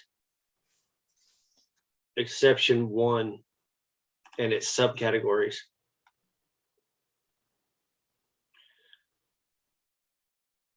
Yeah, and they've renumbered it. So whereas Yeah. before it just said exception where blah, blah, blah, now that's exception number 1. And then, yeah, it's a little confusing. Right. In the 2018 exception 2 is now is 1.2 under exception 1. And then they just created a new number 2 exception. So I'm okay with the way they have it in the base code language.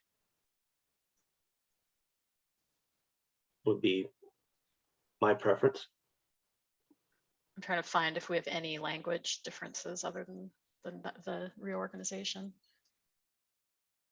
Let me see. The only one would be in the charging language. No, I take that back. Exception. We have a change in the charging language of exception number of the exception. That doesn't make any damn sense.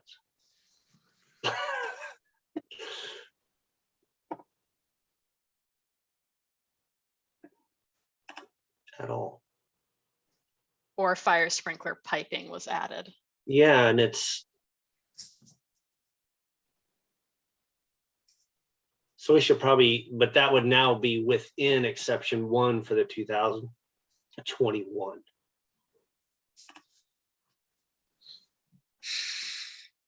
So I'm okay with that too.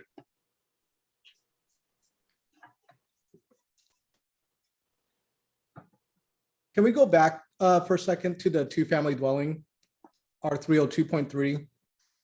Sure.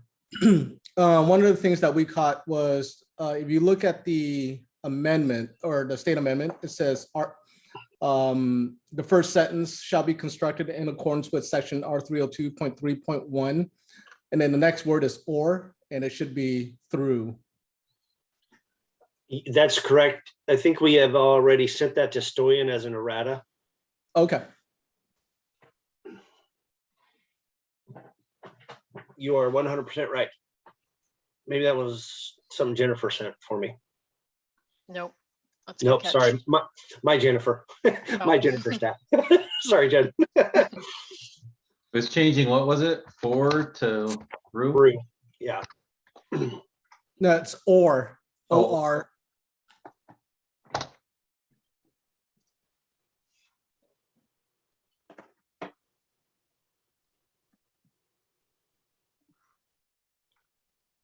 Was that it, Quinn? We see your Yep, that was it. topics in there. And then we want to go back and discuss your topic titles. Titles? Did I say topic? Titles. Jeez. Well, those are the titles that we created to send to ICC on the 2024 code cycle. So that's what we put in for code proposal at the ICC model level. Okay. Are these definitions as well? Do you know? That's a good question.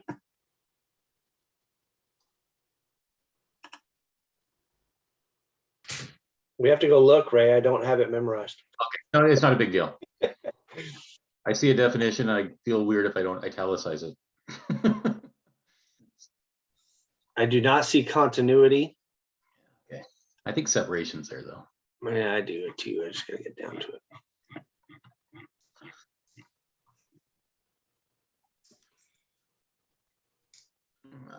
I don't see it Actually, as a it's not. definition. Yeah. That would, because those would typically be like dictionary definitions for those, I think. Because separation could be used for a number of different things, not just fire separation. Maybe that's what it's under, fire separation. And then Ken, I see you put a another link in the comment. What's that about? Don't want to miss you. You wanted to know the code change proposal, and that's it? For that section, the RB that changed the base code language? Oh, it would require me to log in. Sorry, buddy. Oh, it's requiring you to log in? Yeah. Oh, sorry. Sorry, you can't log in. Thanks for looking that up. I probably have it on our internal drive. I just wasn't gonna look at it right now. But thanks for trying. All right. So back to through penetrations. Yes, please. Micah, were you saying that you actually wanted to keep the base code and remove our amendment? I am fine with the base code, but I think we should keep our amendment.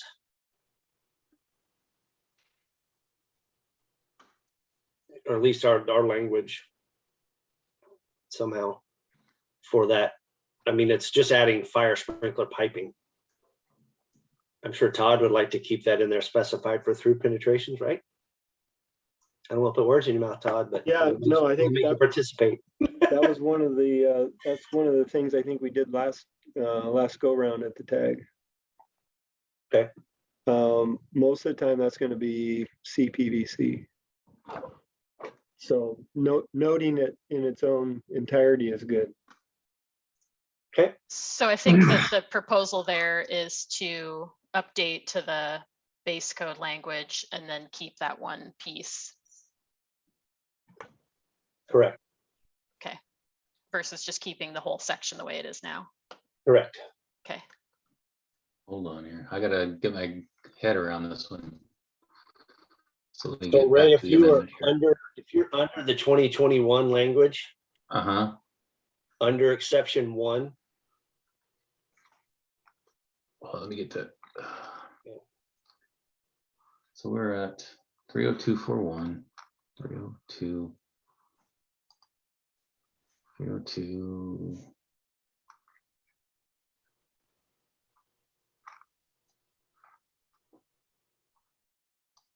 So here I am. Okay, 30241. Number 1. Is that the 20? Oh, this is the amendment. I'm sorry. Yeah, no, 2021 language.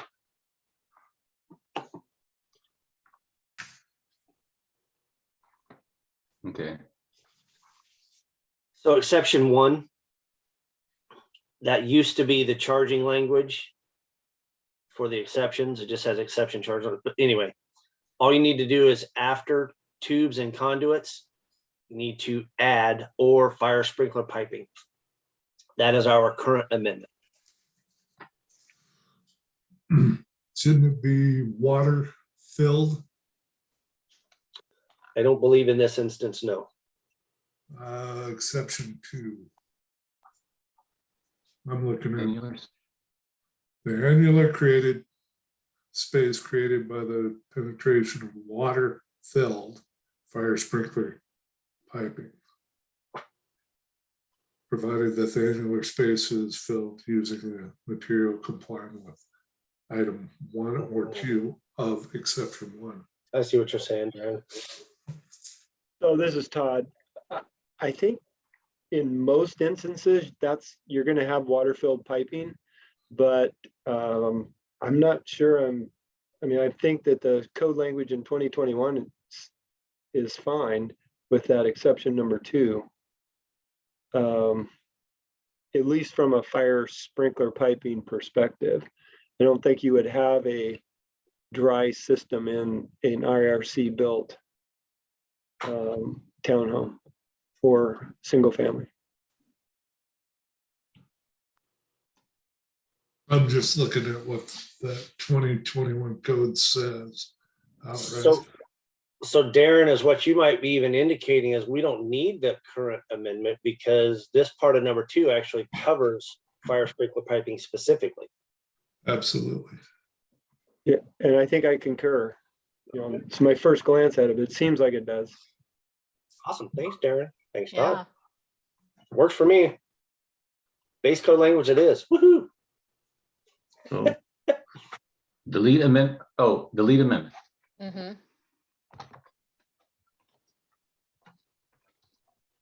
glad somebody's paying attention. Yeah. I'm just doing what I'm told. I just woke up. That's okay. We appreciate it. Good timing on waking up. And the next one we can keep.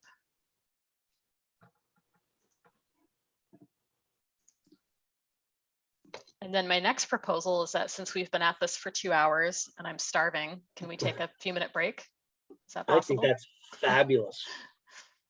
Make a motion. Absolutely. We don't even need a motion. Yeah. We just need a time to come back. So do you John, need will you pause the recording? Go ahead, Micah. John, you want to start recording? Thank you. Fabulous. All right, welcome back, everybody, for the second half of our technical advisory group meeting for the IRC. We're going to continue moving forward with 303. Jen. Yeah, with 303. 303.1 is another one where we've pretty substantially changed the section. So they've made a little bit of changes to one of the exceptions and they've added another exception. I'm inclined to think that we just keep ours as is and don't really care about the changes to exceptions that they're making, but wasn't sure. Okay. Anybody want to have some input on that? Anyone?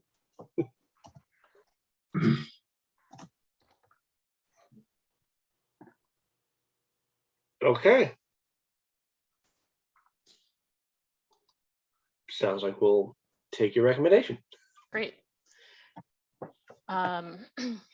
Next to, so adjoining rooms had no changes to it. And then bathrooms, our amendment just says that we are not adopting this section and they did not make any changes to that section. So pretty confident we just keep that.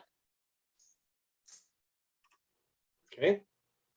And then we have, so they've changed 303.4.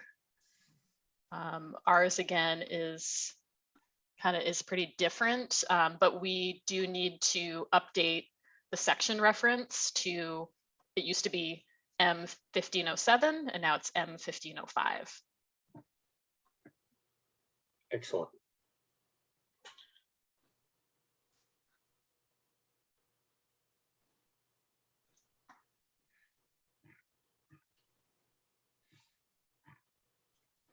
And then it looks like opening location, let's see, it looks exactly the same as ours. Let me look at it again.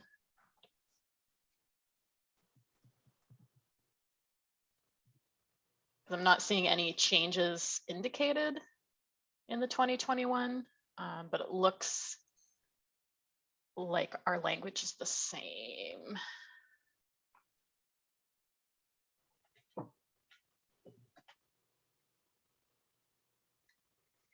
It's interesting. So maybe this is one that we could potentially delete.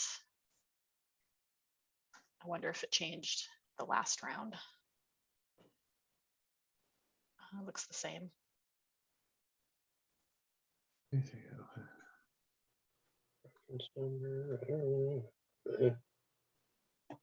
No telling. Okay, Yeah, so just delete it. Don't need it.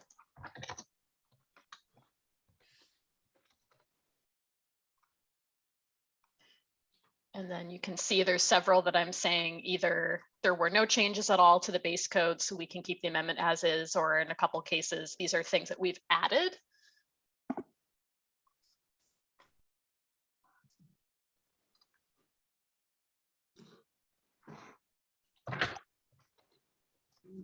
Okay.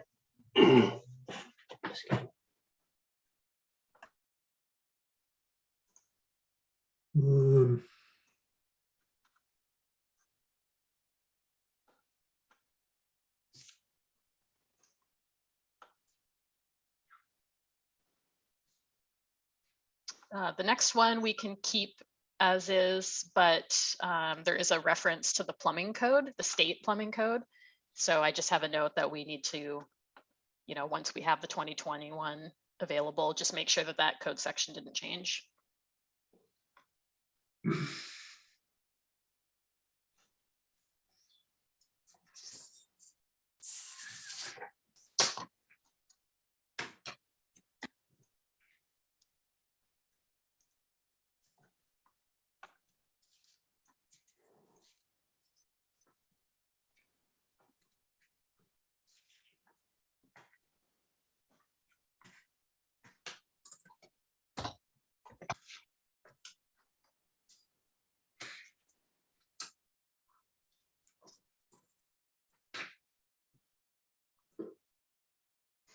So the next one, I just had this question. I saw somebody else had it too, that we have reserved, but we don't have any amendments. I wasn't sure if we need to keep those, and it looks like the answer is yes, we do.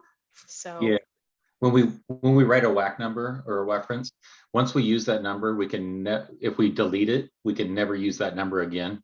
So that's why we reserve it. So in case the code change comes up with that number again, we can use it. makes sense.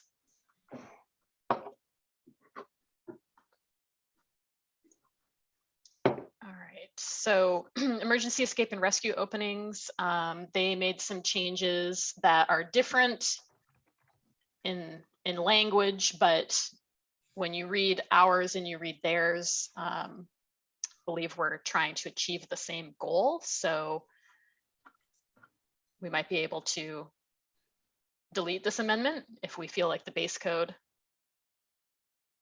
is getting to the same spot.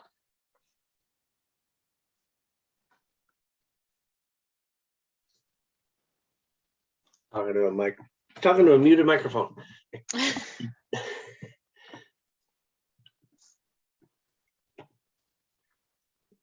I don't remember. I kind of remember, but I know we did quite a bit of work on this from Washington State standpoint, but I can't remember how far off what they have is from what we want. And I do know we have some changes going to be proposed for this too, as Quinn mentioned.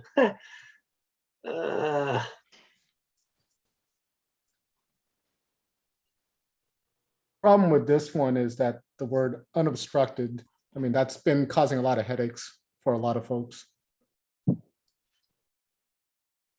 Myself included.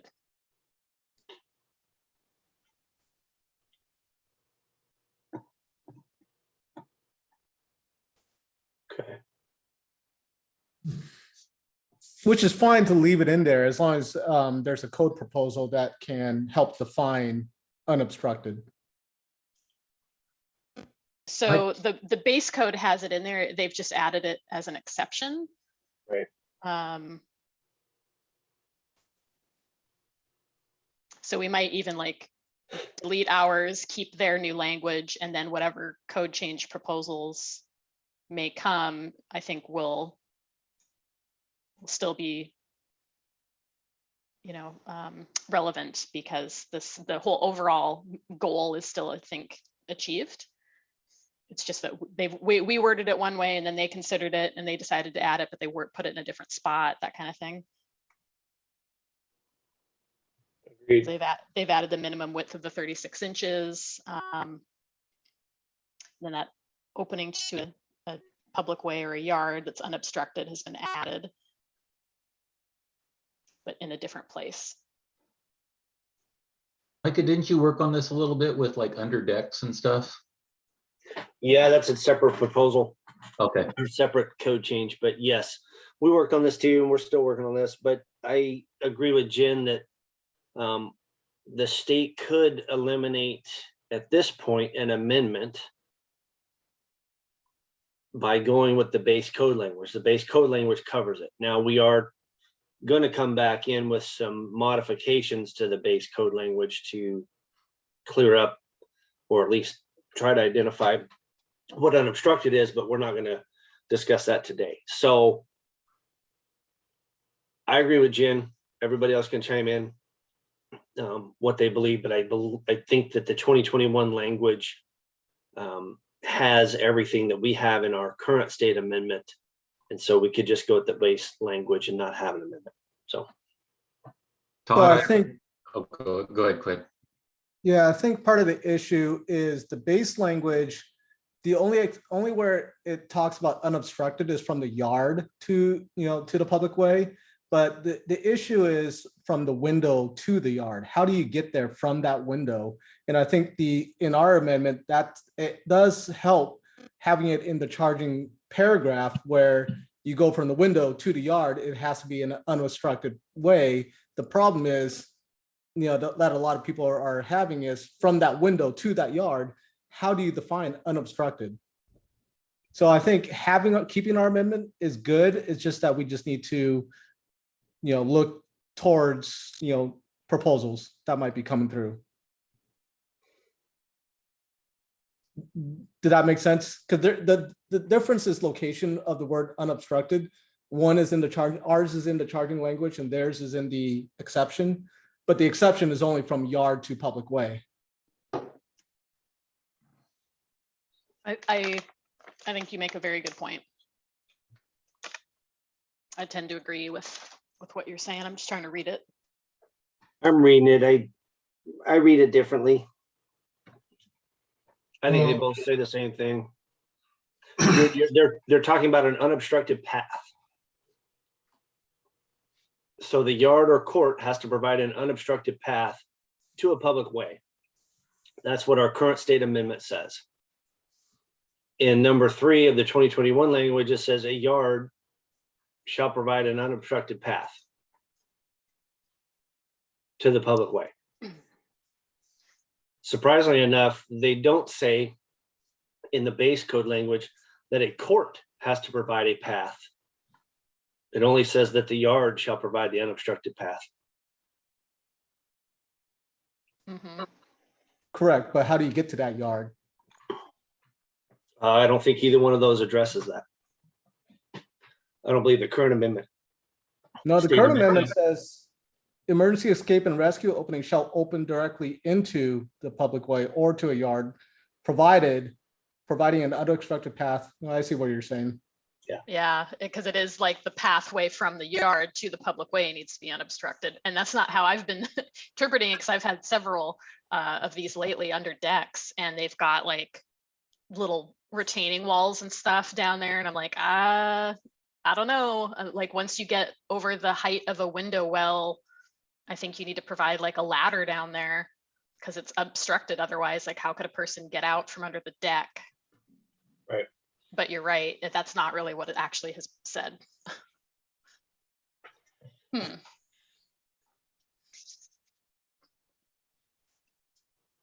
I guess what's the question for this tag then? Do we keep that deleted or keep it? I mean, I guess either way, in my opinion, based on how we're reading it now, it doesn't hurt or help. Yeah, if it doesn't change the meaning, then I say it's cleaner to delete the amendment, because now this language is is getting to the same place, and then that specificity of like under a deck and how is it unobstructed can be a code change proposal. Agreed. I think that's needed either way. So the other part of the base code language has new language that requires that yard or court to be a minimum of 36 inches. Are we okay with that part of the base code language? If we have, I guess it doesn't matter. If we go with the base code language, I guess it does matter. We do If the have tag- that in the amendment.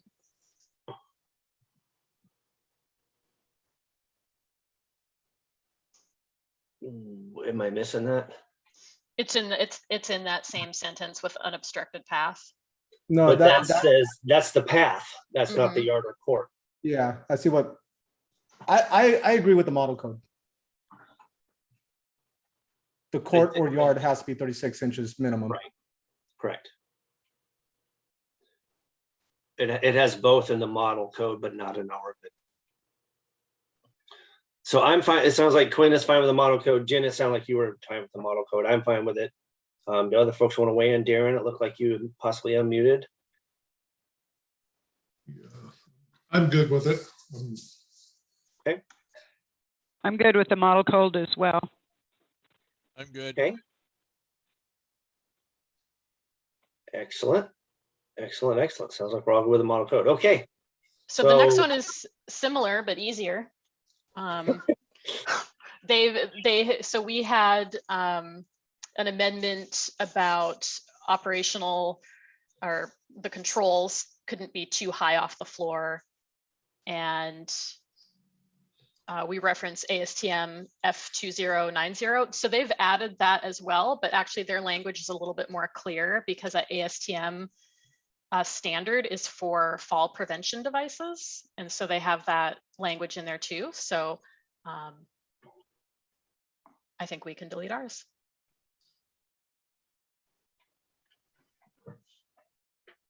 Okay. Anybody else?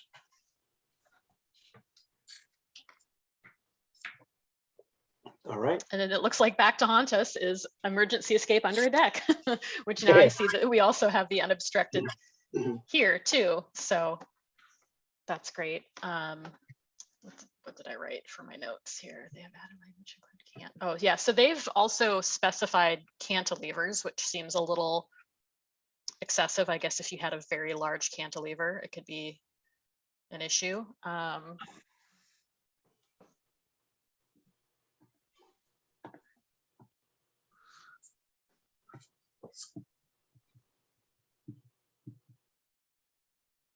think it's the same. So we have a little bit more specificity with the dimensions. So instead of just the width, we have a height and stuff. I think we should keep all that. But just to consider that we have installed under decks and porches, they have installed under decks, porches, and cantilevers. So I guess you could have an opening that didn't have that headroom or something. That makes sense. Yeah. Are you saying Would you it be a want? code change then to go ahead and add cantilevers to our amendment? Or would that be a small enough change to do as part of this initial process? Is cantilevers in the model code? Is that what you said? Yes. Yeah. I would say that would be a minor change. Yep. We're already going to be. We still have to submit paperwork to maintain this change, correct, Ray? Yes. Well, kind of. I guess it means that we do have a change in 310. All of 310 will be on the OTS document. Okay. So yeah, it will take nothing to add cantilevers to the I think that's a minor enough change to stay in conjunction with the model code that we can justify it. Okay, great. Awesome.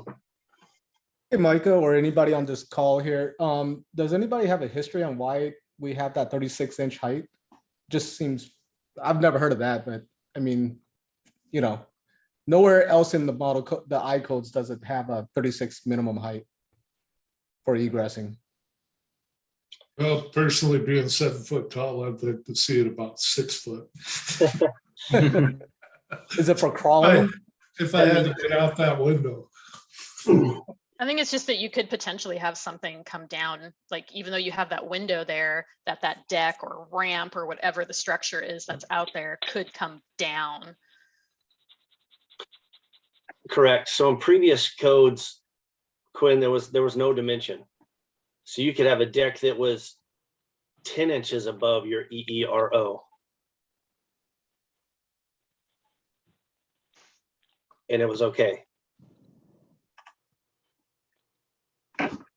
And I think from a rescue perspective with a SCBA on, 3 feet would provide adequate coverage for crawling with a SCBA tack on if we had to go into that area. That was where my thought was going. I'm not an expert on those equipment, so I wasn't sure if 36 was sufficient. Okay. All right. So keeping our amendment with one minor adjustment for cantilever would be the note, Ray. And you've already got that. Cool. Just tell me to be quiet, Ray. It's okay. I'm the one that needs to be quiet. All right. That's all we have for 310. 311.4 did not change, so we can keep that. Okay. 311.7.3 for vertical rise. It had, what did it have? Like 1,280 inches or some unreasonable number of inches listed, and they've changed their language to match ours that the vertical rise cannot exceed 12 feet 7 inches. Okay. So you can delete that.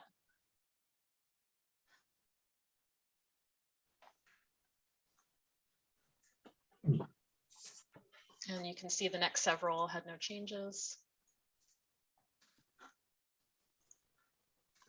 All right.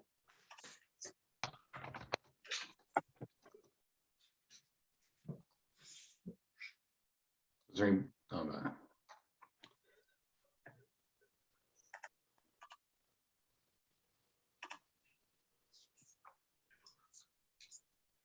So our recommendation on all these is to keep our current amendments. Do we want to review those amendments at all as a tag? I know, Jen, you looked at those. Some folks may not be aware of what those amendments are.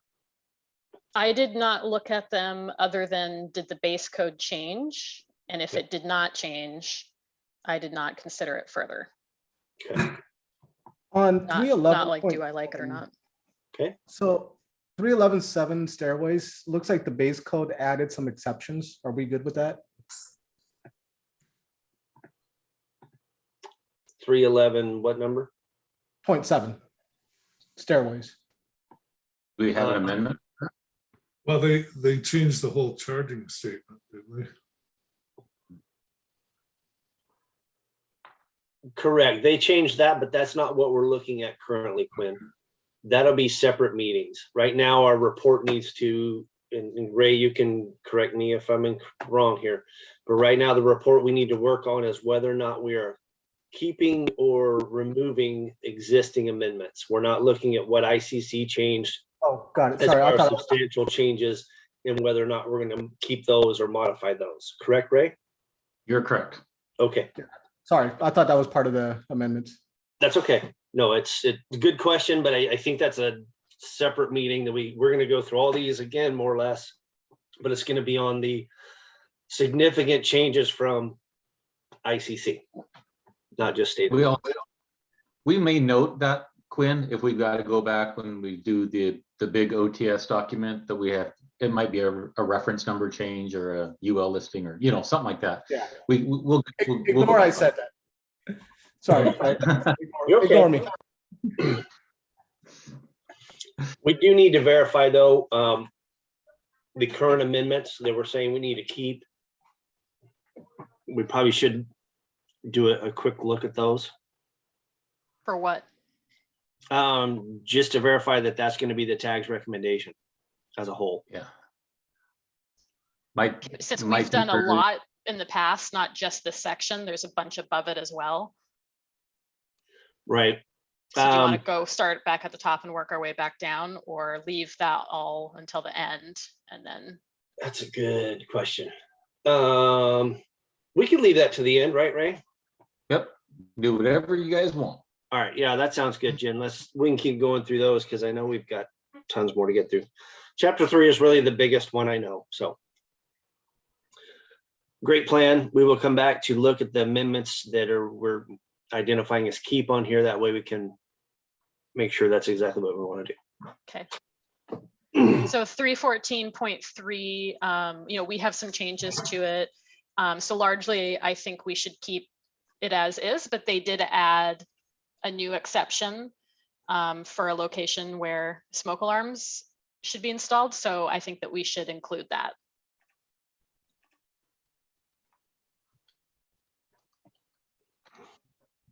Okay. And it's their exception 5. I mean, we already have 5 in ours, so we'll have a number 6.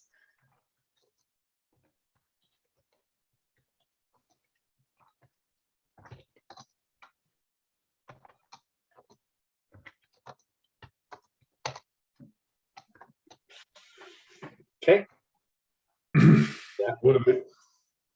Michelle, it looks like they're putting back what they took out a long time ago. Which I'm good with. I'm just making a comment. Okay. So you're saying we go with the base code language and keep our amendment? No, correctly? No. I'm saying keep our amendments, but add the new exception that they've added, because we have amendments throughout the exceptions. Gotcha. Yeah, so yeah, add theirs and then we'll end up with 6 total. I don't know if we'll put that one at number 6 or not, but You Yeah, propose You're proposing to add number 5? In the hallway and the room open to the hallway, blah, blah, blah, ceiling heights. Yeah, that one. 24 inches or more. Perfect. Yeah. Yeah, I like that one. Oh, did they put back the elevation heights and ceilings? Oh, wow. Yeah, that's what I was saying. They took it out, and I didn't think that was a great idea. I was calling that out for the longest time. It wasn't a code anymore, and I don't remember when they took it. Now they're putting it back. Yeah, it's been a long time.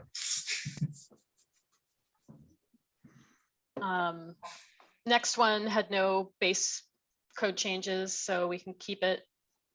The one after that is something that we've added, doesn't exist in the base code, so we can keep that one. And the next one, no base code changes.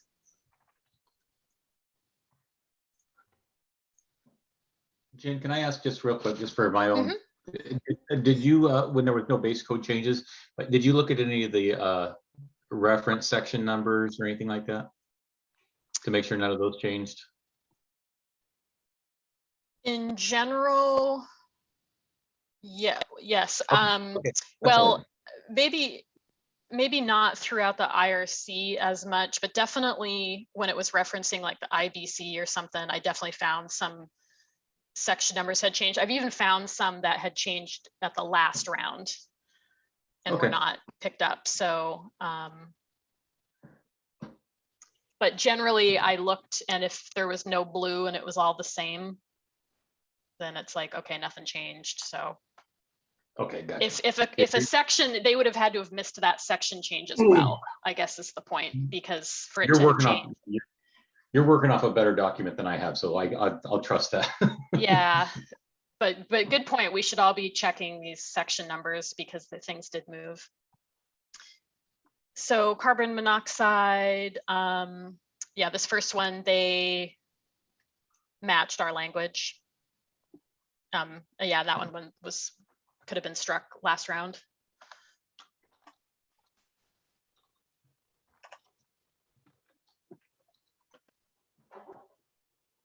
Heck am I spelling here?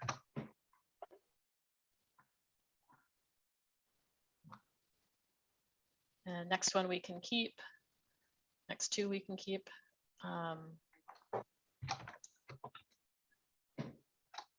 315.2.2, they added not verbatim, but very similar language for the exception. So we have, let's see, installation, alteration, or repairs of non-fuel burning plumbing or mechanical systems, and they've added installation, alteration, or repairs of mechanical systems that are not fuel fired. So we said the same thing in two different ways, but we have other amendments throughout, so keep that one.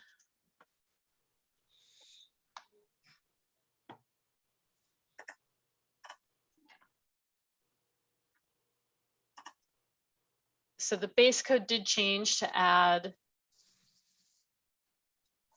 what some of the requirements for the electrical component of a photovoltaic system. Just trying to scroll to it here. 324. The electrical portion of solar PV systems shall be designed and installed in accordance with NFPA 70. So I don't think we have anything like that in ours. This is a goofy one because I think the IRC references the IFC, and it's the whole point of making an IRC is to not have reference in it.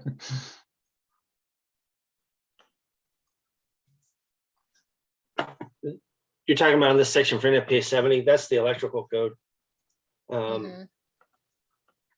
We actually, our amendment, I think, points to an RCW for electrical stuff. Let me verify that RCW. Yeah, so we point it to the state requirements for electrical. So is your recommendation to keep our current amendment?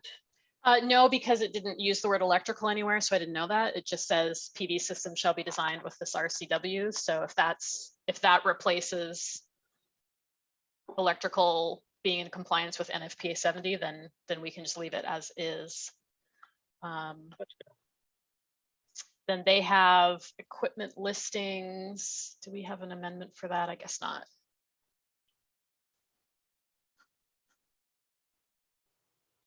Yeah, it looks like they expanded their equipment listing information. So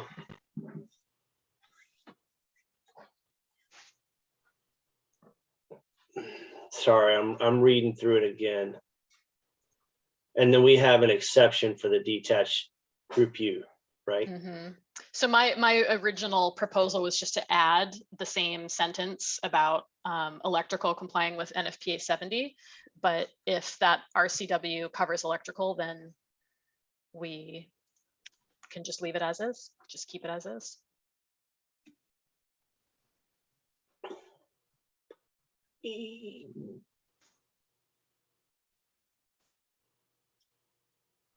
I'm okay with that. I think there could be some work done to make the 2021 language, the base code language, with minor modifications. It seems like we're rewriting that whole section. And they took the inverter, because we only talk about inverters as being listed and labeled, where the current base code language of 2021 talks about all this stuff should be listed and labeled. The mounting systems, the panels, all that type of stuff. I don't know. Well, but wouldn't we still have that section, because that's not an amendment, right? Is that are you looking at 324.3.1? Yes. So we'll get all that. No, that works. It's fine. Sorry, I'm processing out loud. Just to get tags permission, when I see stuff like this, can I have the tags permission to correct it on my own? It says 324.31 through 324 and chapter 19.28 RCW. I don't think chapter should be there. It should say RCW 1928. I just for public openness, I'll be changing those to make them. When I click on that link for 19.28, I was going to agree with you until I scrolled to the bottom and saw that at the bottom it says electrical construction chapter 19.29, state building code chapter 19.27. Yeah. Yeah, the title of that RCW is chapter 19.28 RCW. Well, don't listen to me then. You can capitalize the C. Yeah. Yeah. Nope, I'm not changing nothing. Technically, you should capitalize it, right? What you get for making a good suggestion. I know. Yeah. We will correct you. I'm glad I brought it up. I would have corrected it anyways. And what did we decide? I'm sorry. Micah, can I say something? It's Ken. I see that you put your hand up, so absolutely. Okay, so you might want to be looking at what's done in the fire code proposal, because when the first sentence says shall comply with this section in the IFC, we have our amendments in the IRC. I'm sorry, the IFC that talks about this, and we have exceptions in there that's not in here. So there needs to be some correlation being done between this section and 1205.2.1 of the fire code. So the pointer in our current state amendment doesn't work? You're saying we should actually make code language at work? Yeah, so basically the fire code is going to tell you, hey, if the dwelling sprinklered, you're good. You don't have to comply with the whole section of the entire fire code. And but you'd still have to comply with this section of the IRC, sorry. Well, that's the funny part. Do you? You would think you would. Well, is that the intention of, in the fire code, it says, because the fire code says, hey, solar systems built under the IRC shall comply with sections 1205.211 blah, blah, blah, all the way down here. And then it just says, hey, no, you don't have to do it if you're sprinklered. So what you're saying is that if I'm sprinklered in the fire code, I still got to go put it in per the IRC Correct, and ignore the fire code. correct. Okay. So maybe it should be out of the fire code then. That, well, we've got a pointer in the current state amendment to the fire code. So you would have to meet the requirements of this code and the fire code if it's not sprinklered, correct? Yes. Okay. So in my opinion, we should leave the pointer in the current state amendment to make sure they go comply with the fire code. But if they're sprinklered, the compliance is you don't have to do anything. I think so. Okay. I just think we got to look at both the fire code and residential code, because there's got to be some conflicts here between the two. Okay. Hey, Ken, this is Quinn. We are working on a proposal to match them up. So yeah, so that's a proposal. Whereas for this tag, yeah, there is some correlation issues and conflicts. But for the amendment itself, I don't know. That's a tough one. For the amendment is currently correct because it does point you to the fire code, which should be looked at, right? I would just, for this group, my suggestion, not being a tag member of this group, is I would just say that it probably will need to be modified. I wouldn't just say that it's good to go, because I really think it might need to still be modified. But you're saying the technical requirements of the section would need to be modified, not necessarily the pointer to the IFC. Correct. Okay. Mike, just a quick thing. I know that my supervisor is wanting to remove the pointer to the IFC out of the IRC. That's the way he's wanting to lean. That's where I was going to go with it too. Can we do that as a tag to remove that pointer? That's a big one. That would be a code change proposal. Okay. Can I ask, what's the purpose of removal? The removal? Yeah, me too.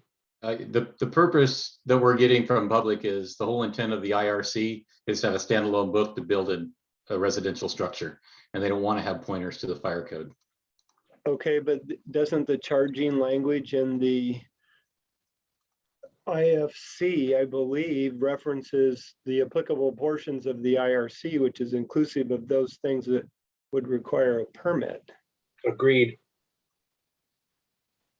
So I think the point is that we want to reduce the confusion versus say maybe just a removal.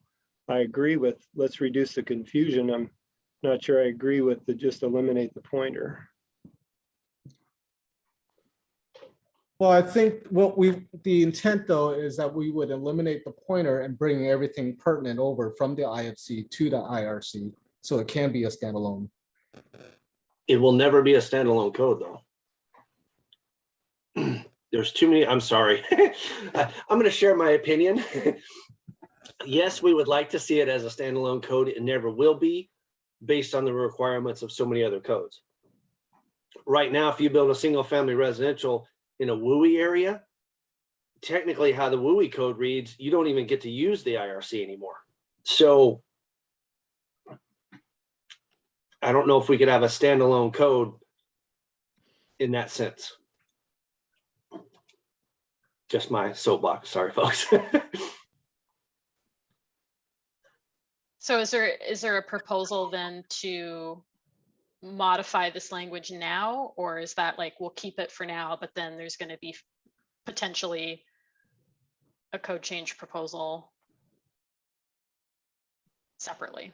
Well, the nice thing about a code change, if there's, Quinn, it sounds like you guys are working on one. Yeah, we're looking into it right now. We haven't gotten anything yet. The nice thing about a code change proposal is when one is submitted to this, is that we go through it as a tag and we can modify it as much as we want. Right. So just because it's the proposal doesn't mean that's what the code language will say when it's submitted. It'll go through tag, then it'll go through committee, and then from committee, it'll go to council.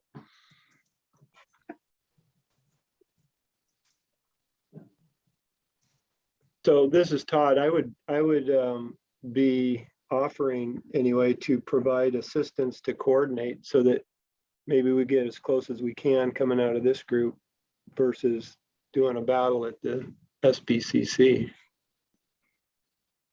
Okay. Ken, do you want to assist Todd with that? And Quinn, possibly?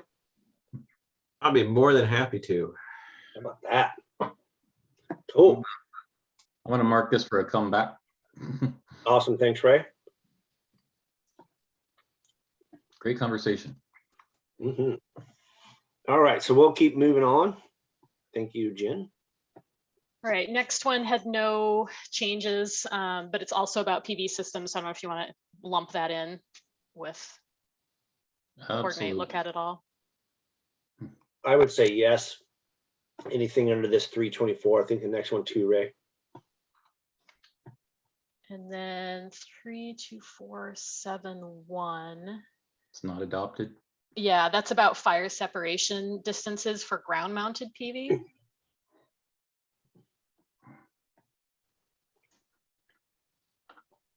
All right, mezzanines had no changes.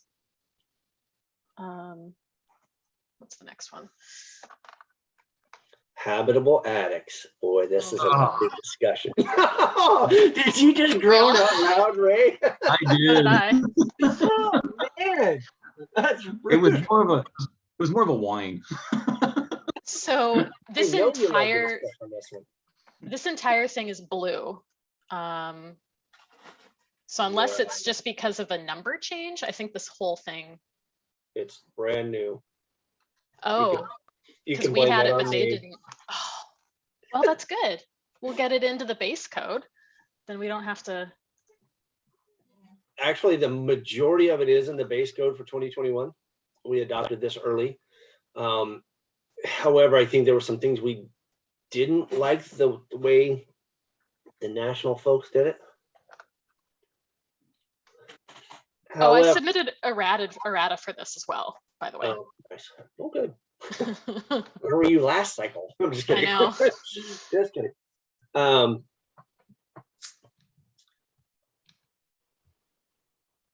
What's your recommendation on this? So I think that I'm a little confused. I guess maybe we just delete our habitable attics because if they've got it in there the way we want, with the exception of my errata submittal, just to make sure they do it. So at the beginning, it says habitable attics shall comply with sections 326.2 and 326.3, but they've added 326.4 means of egress. So it really should read 2 through 4 instead of 2 and 3. You did, I think you're missing, is it 326.2?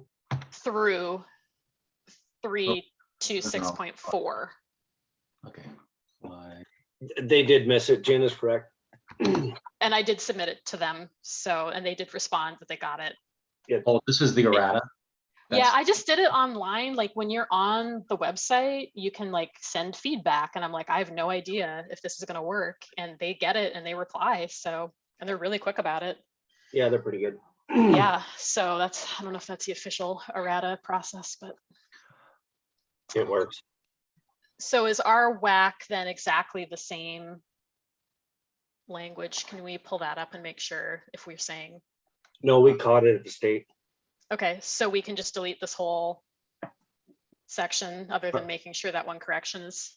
Our state amendment included NFPA 13D. And the model code does not, it just is P2904. Yep. We should keep that. That's why I said there's a few things that aren't the same. So then do you want to do this as another like mark it as to go back and then we'll kind of cherry pick the stuff that we want to amend? That's a fine question.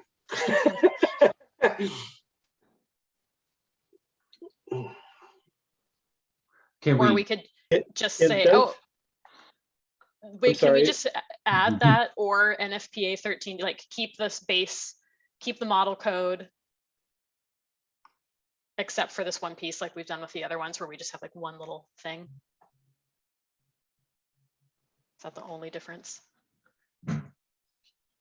It's not the only difference. Okay. And was that Darren or Todd?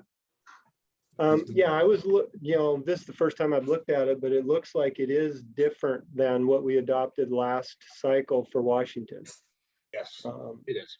And I think I have a concern. I got to look at it a little closer, but it's given a choice as to how you designate the floor area, which then looks like it omits sprinklers in one of the options, which wasn't what we agreed to last code cycle.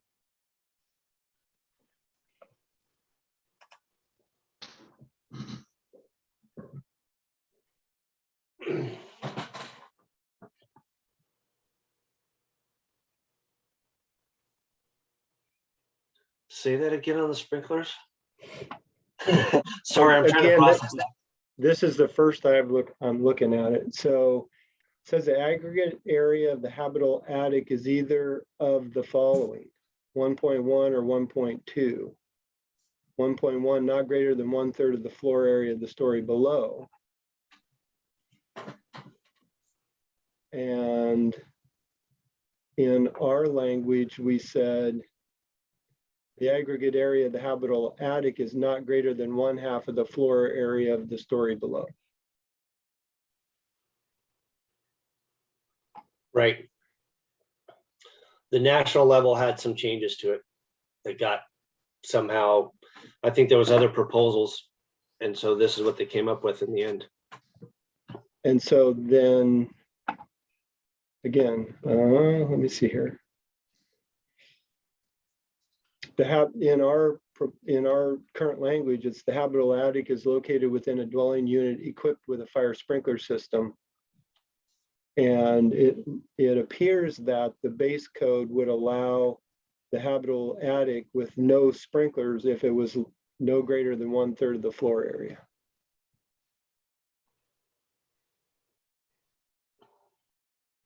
That's correct. I think that was actually to be more restrictive on the allowance of this. Oh, more restrictive? Yeah. If you don't have sprinklers, you can't go as big, is what it comes down to. And I think that came into play because somebody brought up the fact that many jurisdictions, they adopt out the sprinklers. Because base code is, hey, it's required to have sprinklers no matter what. Okay, so then you put it back in number 4 exception where you said if it is above a 3rd story, then it has to be sprinkled. Yep. Okay, still digesting here. I'm just trying to wrap my head around this. It's an odd one. There are some things in there, the nuances like that. We can, if we'd, excuse me. So this would be the number 1, or you could have a habitable attic on the 3rd story and not have a requirement for fire sprinklers, basically. I think this is what. The way I'm reading our state amendment is you have to have sprinklers, because if you look at the charging language in the exception, all of the following requirements have to be met, including number 2, which is sprinklers. And that may be the difference, is that the base code is allowing a habitable attic when you're less than, or when the habitable attic would be it would be above the 2nd floor. Right. They were at the national, it was like a little more restrictive and a little less restrictive. To me, I still like our current amendment.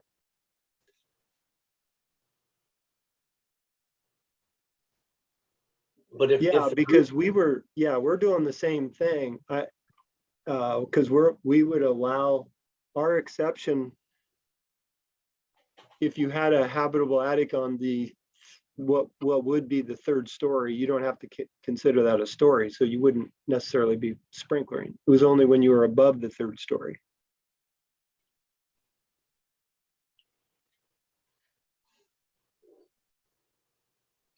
Sorry, I'm trying to process that. I know, sorry. If you're above a third, so if you've got more than 3 stories, you're not IRC any longer.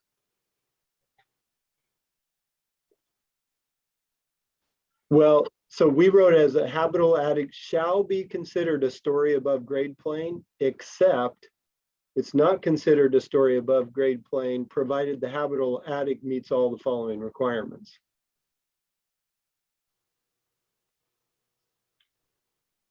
Right, so we were going more restrictive by calling it a story. Previously, it was not a story at all. Right. And then we would not consider it a story under these specific allowances below. So we went more restrictive, but provided some allowances. And I can't remember everything that happened at the national on how they weren't necessarily okay with that. At first, I thought this was saying that if you had an attic above a 3rd story or above a 4th story, which I know we wouldn't have, that it would have to be sprinklered, but it's not. It's just saying that it wouldn't be considered a story above grade plane if it had a sprinkler system and all those other pieces. Right. So if it did not, then it would be a 4th story. Correct. Correct. Okay. So I guess the proposal is to keep our state amendment and not go with the model. And then wait for a proposal. I was going to say, I think if we, since Todd is just kind of looking at the 2021 language for the first time, maybe we should put this one on hold as well and have the group kind of, you know, but for the next meeting, go through this specific section in both the 2021 and our current amendment and get a good read on it before we make a decision. Does that sound like an okay plan for folks? Yes. So it'll be all of 326. Yes. Okay.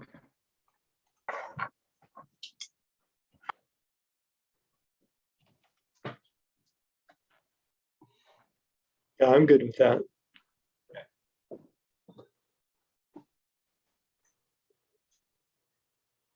Another fun one. It is. Well, this one's not in the base code.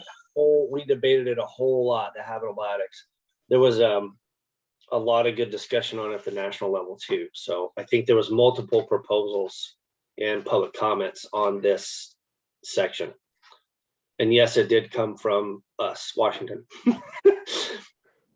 Anyway, all right, moving on. Well, sleeping lofts should be easy because it's not in the base code, so there's no changes to consider. Not yet. It's a, yeah, well, right. So what's the numbering? What's the numbering on that sleeping loft now that, well, I guess we'll be renumbering everything past? Yeah, not only because of our addition of sleeping lofts, which we've already done that and renumbered things, but the 2021 IRC has added 2 additional sections. So I think I've got the numbering figured out. When I sent this spreadsheet to Ray, I also just in the body of the email, summarized just because it's hard to see it in the spreadsheet. But it's easier to see in just them all together. But thank you. Yeah, I think we've got it. So all these numbers are in the email that you sent me? No, because this is all the minutia inside of R327. R327 can be left alone in its entirety. Yeah. Does not need to be renumbered. But swimming pools does because of us. So swimming pools will become 328. I guess we've already got that. Didn't we? I thought we adopted the swimming pool and spa code and took it We out do, of but the base code is under 327. But we shoved sleeping lofts there. So 328 is swimming pools. 328.1, there were no changes. That's the only thing in 3. There's only that one section in that whole chapter. So this numbering is correct right now? The 328? It is for us, yeah. Okay. And And Yeah, our then current numbering is correct in the RCW for the WAC. when we're done going through this, it might help, Ray, if you pull up that email that shows all the chapter names and all. If you could only find the email. Oh, I can find it. Okay, we go through the keep amendments part. Yeah, so 3.2, yeah, we're done with swimming pools. So 3.2.9 is what chapter? Energy storage systems. Let's see. Yeah, there's lots of changes here. There's like whole new subsections that have been added. Let me pull up our WAC.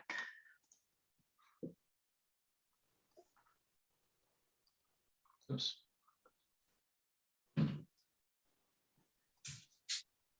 I mean, I think they've made changes to darn near every section that we have. Plus, they've added new sections, which I know we're not really considering new stuff. But in locations, that's changed. They've added some exceptions. Excuse me, in general, they've added some exceptions. So there's quite a bit in here. So if I remember correctly, this was brought forward from an original proposal at the national level. And by the time it was done, what they have in the 2021 was what it all ended up being. And we had already gone through our process. So for me, I would think what the base code language has would probably cover everything that we would need to have for these items. Now, Ken's on here. He may say something else for fire. Maybe Todd would as well, but that's So my 2 cents. I did go through each individual one and tried to address each one as best I could. So if you scroll a little bit, you can see that better. Okay. That 329.1 is the first one there. Mm. Yeah, Excel doesn't like to scroll. It does not. So yeah, they've added new exceptions. So I'm suggesting we add those. I don't know if we want them or not. Are we? Okay, never mind. So I don't know how you want to deal with this whole section because there is a lot, but I did try to go through each little one. We could tag this whole thing as needs different attention. I'm not sure. As staff, I like Micah's approach. Which is to delete the whole thing. Just delete it and take model code.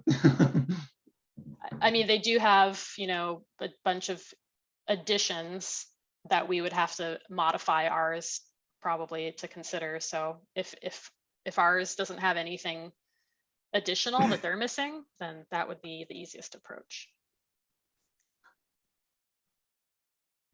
Sorry, I'm scanning our current amendment to compare to the 2021. Go ahead, Quinn. Yeah, ours has commissioning and theirs don't.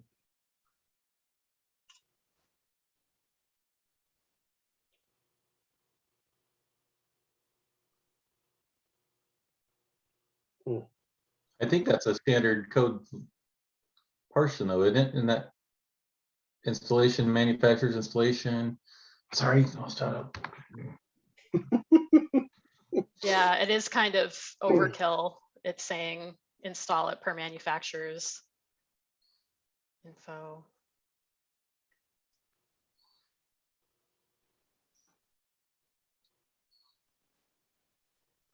I guess number 2, provide a copy of manufacturer's blah, blah, blah, provided with the listed system, and listed is, I guess, a definition.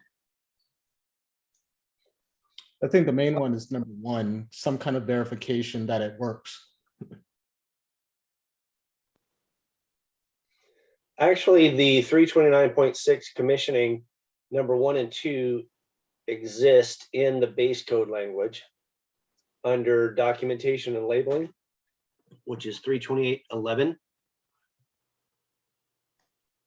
So really the only one that is different there is the verification that it's installed with approved plans. So I don't really think we need that. So again, I'll go with my recommendation to just go with base code. Well, I'm not sure where number 1 is in the base code, because in our number 1, it says verify that it was installed and in accordance with and the approved plans and manufacturers. So it's almost like special inspection or somebody going out there to verify it. But in the base code, it doesn't say something like that, does it? Am I missing something? It doesn't, but we don't need it. Do we need it? Wouldn't Sorry. any system need to be, if we need it for this, we need it for every mechanical system, every plumbing system to say, verify that it's operating properly. I don't have my video on, but I'm shaking my head up and down as yes. That's correct. Yeah, I don't know. I mean, I don't know how this got in here, what the history is on why we added that. Again, Quinn, I think most of this came from an original proposal that got modified along the way at the national level. And we had already closed out our process at the state, so we didn't modify it the same way. Does that make sense? Yep, it does. So. Yeah, Other than that, I agree with go you. ahead. Okay. I don't think there's much in our amendments that is not covered in the base code. So Even the contact information for the providers is in the base code, which surprises me, but.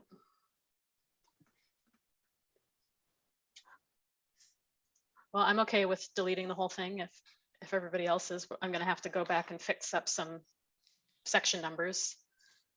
I guess not.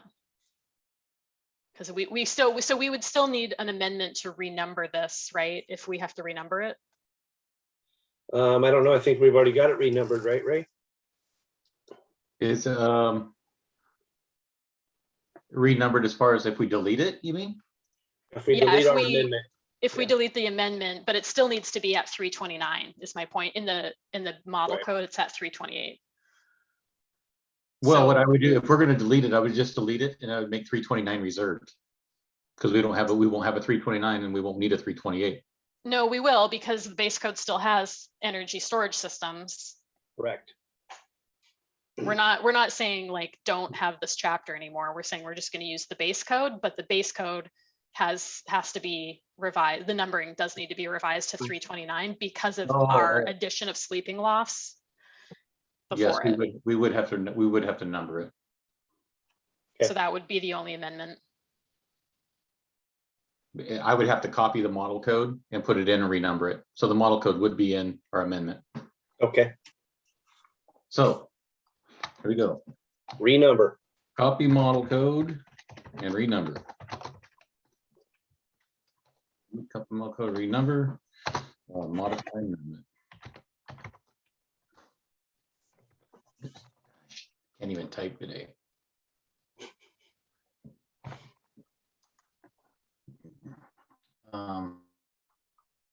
Okay, that's for the whole thing, right?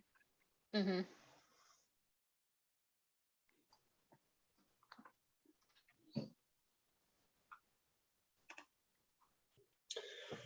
Excuse me.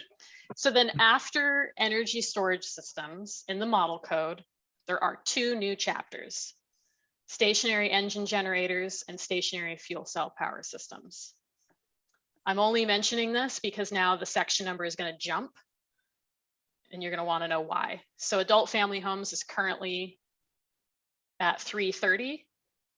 And because the ICC added new chapters, and I think we should leave them where they are because I think they go with ESS, then that will become, adult family homes will become 332. But otherwise, this is another thing where we've added this whole thing wholesale, so we don't need to see every little broken out item here because the whole thing is a big Washington State section. The whole chapter is, or section. Agreed. So what number? 332. So what's 331? Because I'm looking That's- at the 21 cone now. That will be, so you see at the bottom of 328, that's going to be 329. And then stationary engine okay. generators. So will be we're shoving 330. everything down. Okay, gotcha. Yeah, because they added two chapters, or two, sorry, I keep calling them chapters, two sections. So adult family homes and the item and the other sections that come after it get bumped 2 numbers. Gotcha. Okay. Yeah, This will be 320, 332. yes.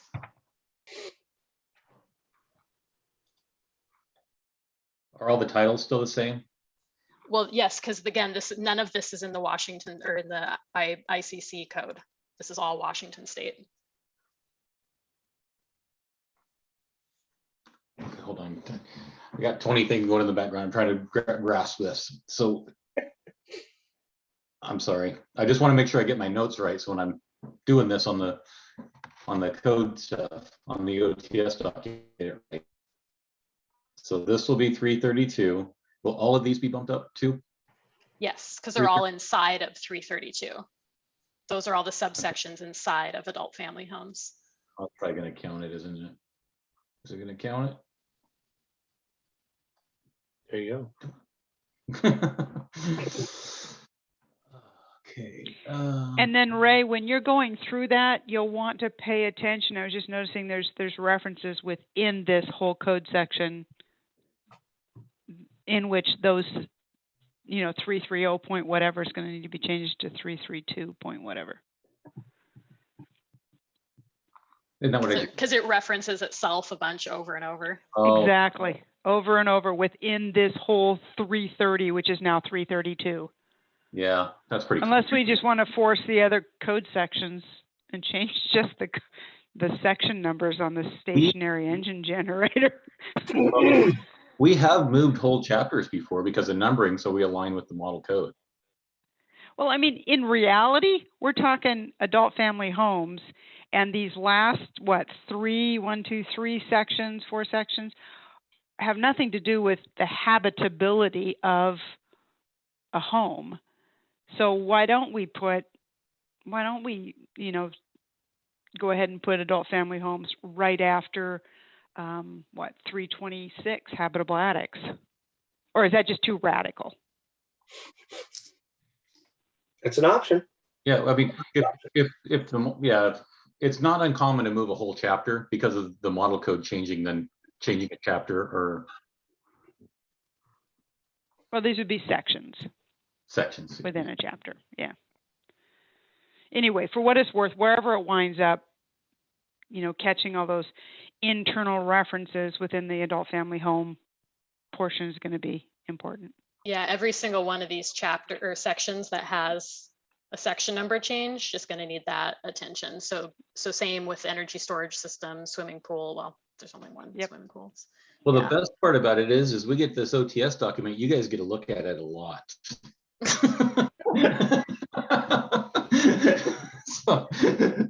So we'll make sure we get them all. Excellent. All right. So the next one below that is, I think, family home child care. I gotta make sure I get all you guys' notes in here.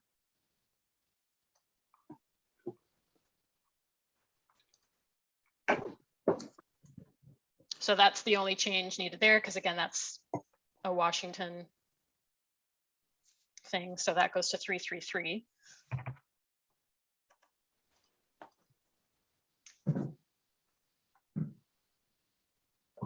Radon goes to 334.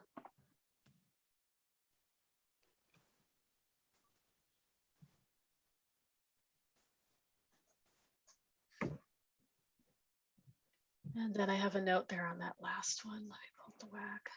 Does not exist as a base code, modify section to 334. 1.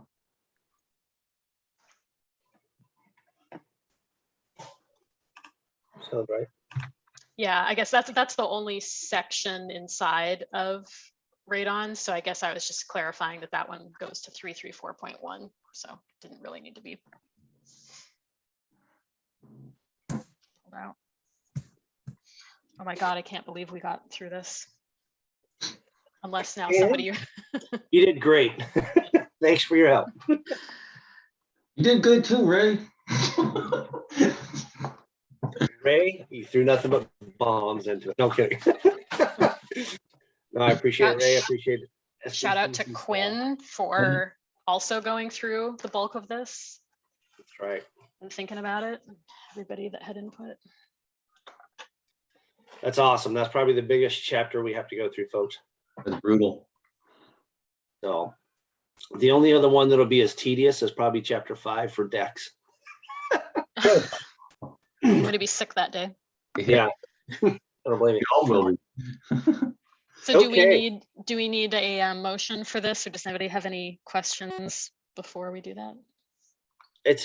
I have a question as the chair, and that would be to Ray. Considering the level of yellow we have on this,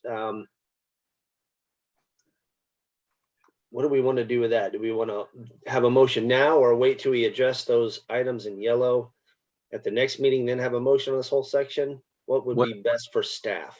What I would recommend, and this is just, I would recommend this section as written with the highlighted, coming back to the highlighted sections is what I would recommend, because if we get in a crunch and for some reason you never know what happens, we don't get it done over here in tag discussion, I'll say, send to BFP, you know, and then BFP can help sort out and come up with it. We'll get it done. Have faith. Have faith. We'll get it done.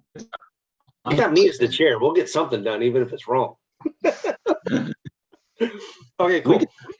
We can send whatever we want to council, right? I know. I'll have to vote for it and explain it anyway. So, okay. So with that, it sounds like we do need to entertain a motion, and it would be for, as noted in the spreadsheet, with upcoming revisions or further discussion on those items identified in yellow. Does that sound like your motion? Ray, does that work? I'll make that motion. Okay. Okay, Quinn makes that motion. So the motion has been made from Quinn. Do we have a second? Second. And we have a second. Oh, go ahead, Ray. I'm sorry. I think I messed up when I put this in here when you guys did that. I should have not said copy model code and renumber modify amendment. I should have put renumber modify amendment, right? Because we're not copying the model code. Correct. Okay. Not that. So motion has been modified based off of the change. Is that okay? Well, we're not just modifying. That's not the only modification we are doing. I guess so. We have the existing amendment, but we're gonna kind of scrap it, right? And then we're just gonna renumber that section to keep the model code versus keeping the amendment as it is and renumbering it. See what I mean? Is that enough of a note for you to understand the difference between those two? Good question. Like we actually do want to take the base code language and scrap. So delete. So delete basically, go ahead, Glenn. Sorry. It's just delete and replace. So we're deleting our existing amendments, replacing with model code and renumbering? Correct. Yes. Well, so I had it right. Copying model code and renumber.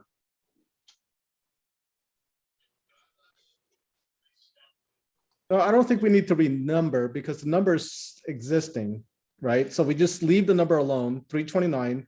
We're just deleting the language and then putting in the model code language. Sorry, Quinn, it would need to be renumbered under the 2021. That section is 328. 320. We need, That's we need right. it to be 329. Yes. Okay. Right. Well, yeah, that's what I meant. Yeah. So we're keeping the number, keeping that amendment, but we're deleting the language within that whack and replacing it with the model code language. Right. With new numbers. Correct. Does your note make sense to you, Ray? Kind of. So the reason I'm confused is, well, shoot. Okay, I think I have it. If I have questions, I'm gonna highlight this one. If I have a question, I will bring it back to the tag next week when I make my notes. okay. All right. Darren, did you have something to add? I thought I saw you on. Nope. Okay. All right. So we have a motion and a second. Do we need any additional discussion on that motion? Hearing none. I'm gonna say all in favor of that motion, please say aye. Aye. Aye. Aye. Any opposition to that motion? Please say nay.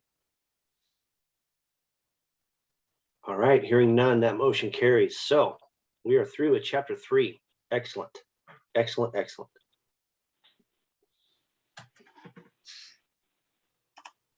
All right. We still have time left in our day, so let's move on. So looking at chapter 4, the first section they talk about is minimum size 40311. And I wasn't around that last code cycle for the 2018, and the whole inclusion of 4 pages of tables that you can barely read didn't make a whole lot of sense to me. It looks like in the 2021 code, they have recognized some errors in footing size. And, you know, with discussion from this group, I'm recommending that we delete the amendment and go with the model code. And again, you know, Micah or Quinn or whoever might have some background as to those tables that were included as the exception in 40311 might provide some light on this one, but or not. Okay, no, I'm sorry. I'm getting Okay. to those right sections, so I don't provide you with inaccurate information, at least to my best to acknowledge. That's funny. I said, let's move on to chapter 4. I'm not even there yet. To remember what we did. Mike, weren't there errors in this in the 2018 that you brought forth with Richard and I did the tables? There was something with tables that I did for you. I thought it was Yeah. There was a lot of table issues. Yeah. Okay. So, and really, I'm looking at the figures, the graphs that were added. There were 4 pages of graphs that were added that were in conjunction with an exception to section 40311 minimum size. And I know that going from the 2018 to the 2021, there was significant changes kind of throughout the footing section. And you know, I'm looking at this, I'm having a tough time just, you know, reading these tables, and I'm hoping that with all the other stuff they picked up in chapter 4, that the concern and the need to put this these graphs in were actually captured. I honestly can't remember this. I think all our footing and stuff had to do with decks, Ray. Oh, that's right. That's right. You're Yeah. right. You're right. 507. So I don't have an answer. I'll have to come back and do a little research. That would be great, because again, these were foreign to me, and like I said, most of what our amendments for chapter 4, or most of the amendments for chapter 4 are actually picked up in the code, and so I'm hoping that whatever structural deficiencies they saw in 2018, both from the state standpoint of needing to put these additional graphs in, the national code recognized and made the respective changes. But again, I don't know. That's the one that I was hoping for a little bit of discussion on. But if somebody could do a little homework in that arena, that would be great. Yeah. Okay. Moving on to foundation anchorage 40316. Should I go back to footings real quick, because I got a little bit of history on it. Okay, great. What happened was they put it in the 2015 code. This is at the national level, and they found in certain instances that some of the footing widths required by the table to be different than those required by previous editions of the IRC. And they based it on conservative assumptions for the tables. Some footing widths were wider than an engineering analysis would have suggested necessary. So, Yeah, and I saw that in the commentary. yeah. And that's So- why, that's, I mean, Oh, go ahead. no, you know, these tables are foreign to me or these graphs, excuse me, the graphs that we inserted in 40311 as part of that exception that we added, these 8 graphs over 4 pages are kind of foreign to me. And I'm trying to interpret how those relate to the actual tables, the true tables in the book. And then when I saw exactly what you were saying, that there was a real conservative approach in the 2018, I was hoping that the revised document actually captured this. But again, looking at these figures was kind of foreign. Yeah. And so I don't know if anybody else has looked at these and said, okay, that jives with what we've got in the code. And I guess that's what I'm saying. I don't know what I'm looking at when I'm looking at these figures and whether or not it's in the code. Okay. So this is Quinn here, and keep in mind that this is an alternative minimum size. I think it's helpful for the most part because in the model code, it's still based on 32-foot wide homes, whereas the tributary on these charts go beyond that. So I think it's helpful to have these charts because it's, you know, giving you a larger number, more expansive. So I don't know. I mean, it's an alternative and it gives you more information. So let me ask you this, Quinn. How many times have you referenced these figures in the work that you do? Every time I get probably out of 100 permits, about 5 are done prescriptively, and those 5 I use these charts. You use these new figures, or yep, you use the charts in the model code? The chart in our amendment. Okay. Because it's just easier than having to do the math. I'm just lazy. Because in the math, if you look at footnote B, it's for 32 feet wide, and then for every inch or so, 2 inch, you know, you decrease, increase. Whereas in this chart, you know, it's just you just look at it and go, okay, this is the size. Okay, and so do these new figures that were put in the 2018 reflect the conservative assumptions that were done in the 2018 versus what we're seeing in the 2021, where they're actually making things smaller? That I don't know. I haven't looked at the difference. Yeah, don't know. Okay. I'm just going to throw something out there that I come from code development from, 25 years ago, and I remember sitting in code development hearings, in Dulles or Kansas City or wherever it was when they were actually starting to create the I-codes. And there was one particular committee member that's like, his whole thing was, we're creating a prescriptive code, and if it doesn't address 80% of the situation, we don't need it in this code. And so when I look at, we could have, our code could be 3 times the size it is, if we address every possible situation. And so, I guess my inclination would be, if you're looking at it 5%, I talked to our local building official, she said she hasn't looked at it yet. So, we're adding 4 pages, and I'm just wondering if there's a benefit there in the long run. So that's a great question. There's got to be something to it, and I'm going to ask SBCC staff to look into this. So I did a little research while everyone's talking, so that's why I've been quiet. This was actually an off-cycle rule change that was done in 2019, so it was after the code was completed. At least that's what I'm seeing here. So I was going to ask Ray or John, could you put this on the list to research that off-cycle rule?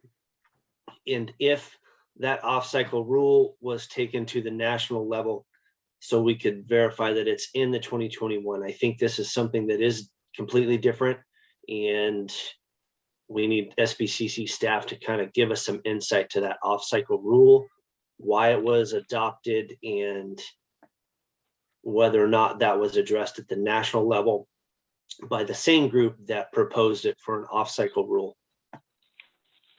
Okay, yeah, I can look into something. Okay, that's the quick and info that I picked up in my quick research. So, Okay, that's helpful. okay, Great.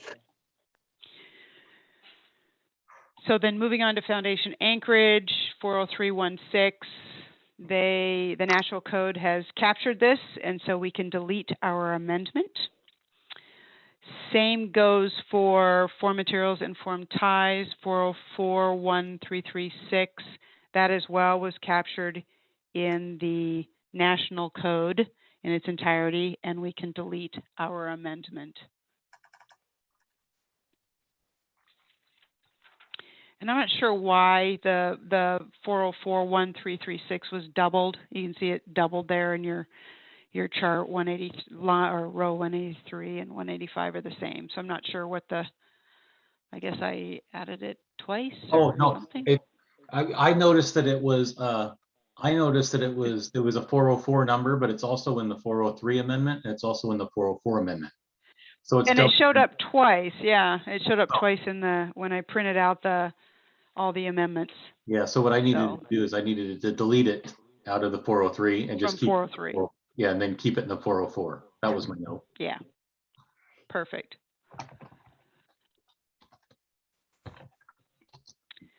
I don't and know then how under. Mhm.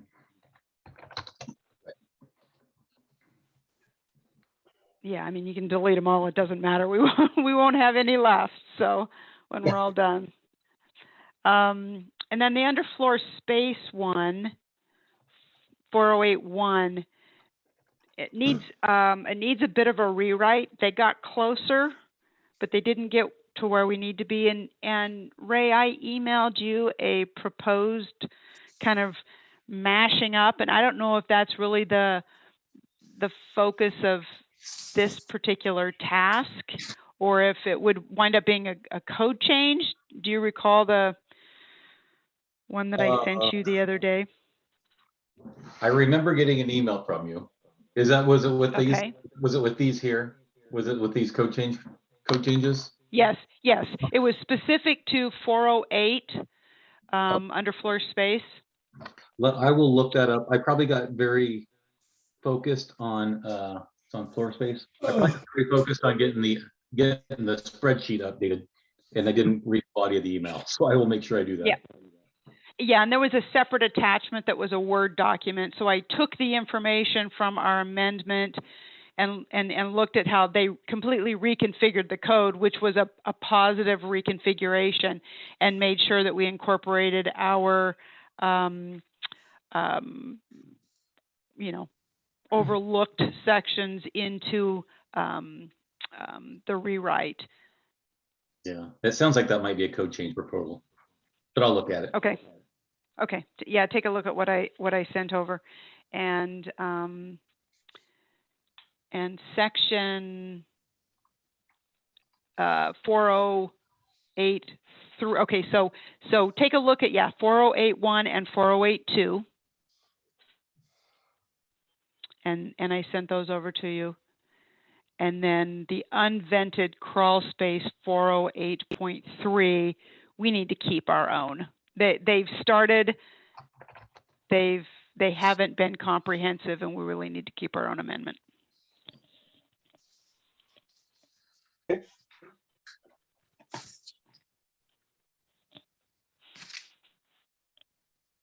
Do you want me to roll into 5, or do we want to do something formal with 4?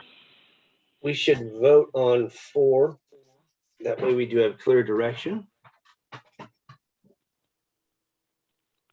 Look at all those deleted amendments. So, Whoever worked in chapter 4 at the national level, you did a phenomenal job. so we still should probably have in yellow though the minimum size, Ray, That's true. Yep, that you're going that's to do true. some research on.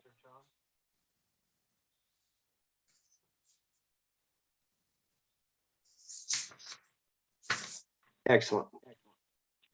I put delete amendment here. That's not correct, right? Yeah, don't put that yet. We need to research that because that is completely different from what's in the model code, and we want to make sure that our off-cycle rule either matches it or something. Whether we got to keep it or delete it, we don't know yet. I just took away 25% of your deleted amendments, Annie. Hey, we're still deleting Well, amendments. you know, it's a start.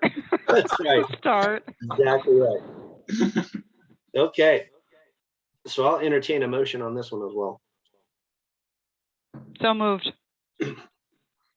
Excellent. Do we have a second? Second. All right. Motion and a second for, as shown on the screen. Any additional discussion at this time? Hearing none, all in favor of the motion, please say aye. Aye. Aye. Any opposition to the motion? Please say nay. All right, motion carries. Thank you all very much. So rolling into floors. Let's see. 5071 decks. They have captured that in the national code. And so we will delete our amendment. Table 50731 has been captured in the new code, in the model code. The model code has expanded. I mean, they've included, you know, greater number of live load or ground snow load conditions.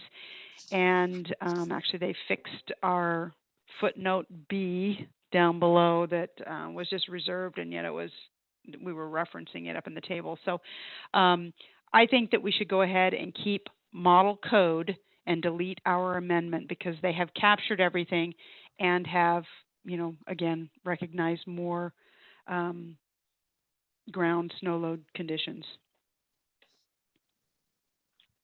So this is Micah.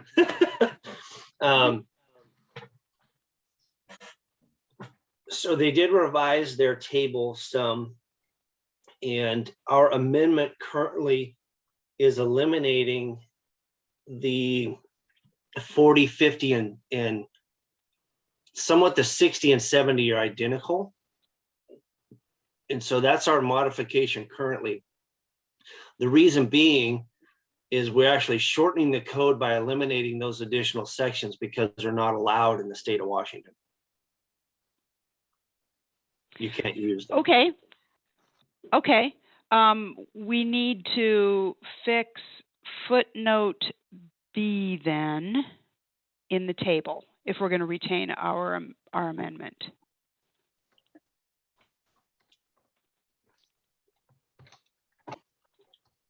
Because you're saying we are allowing them to use calculations.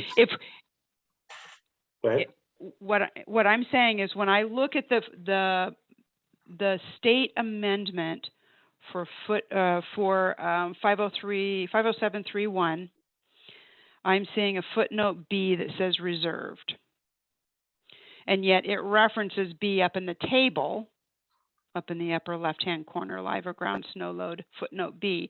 So what are we trying to communicate by that footnote? Gotcha. Let me take a look. I think that that superscript B needs to go away, and we leave the footnote reserved in place. I think that was an oversight on the table. This 50731 table? Yes. Okay. Yes.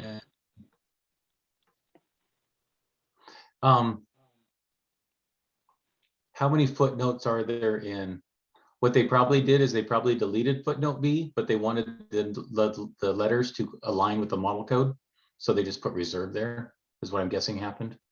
Right, so is what, So go ahead. yeah, footnote B in the 2021 model code says based on highest load case, dead plus live or dead plus snow. So you want B added back in from the model Well, code. if it doesn't, it sounds like from the discussion, and again, I wasn't party to it, that there's probably not even a need to have footnote B. Is that correct, Micah? Correct. So is Okay. what the indication I think Ray needs to be is technically we should have an errata on the current amended table. Let me, can you pull the table up, Ray? I can pull it up. Or I can share my screen, or you can pull the table up. I'll show you what we need. The WAC. You can pull it up in the WAC if you want. There you go. So if you look at where it says at the top left corner of the table, live or ground snow load. Oh, B right there. Superscript B, that needs Yeah. to be taken out. Okay, yeah, I'll just scratch that out. Okay, remove B from, okay, I get what you're saying now. I was in the wrong place. That's okay.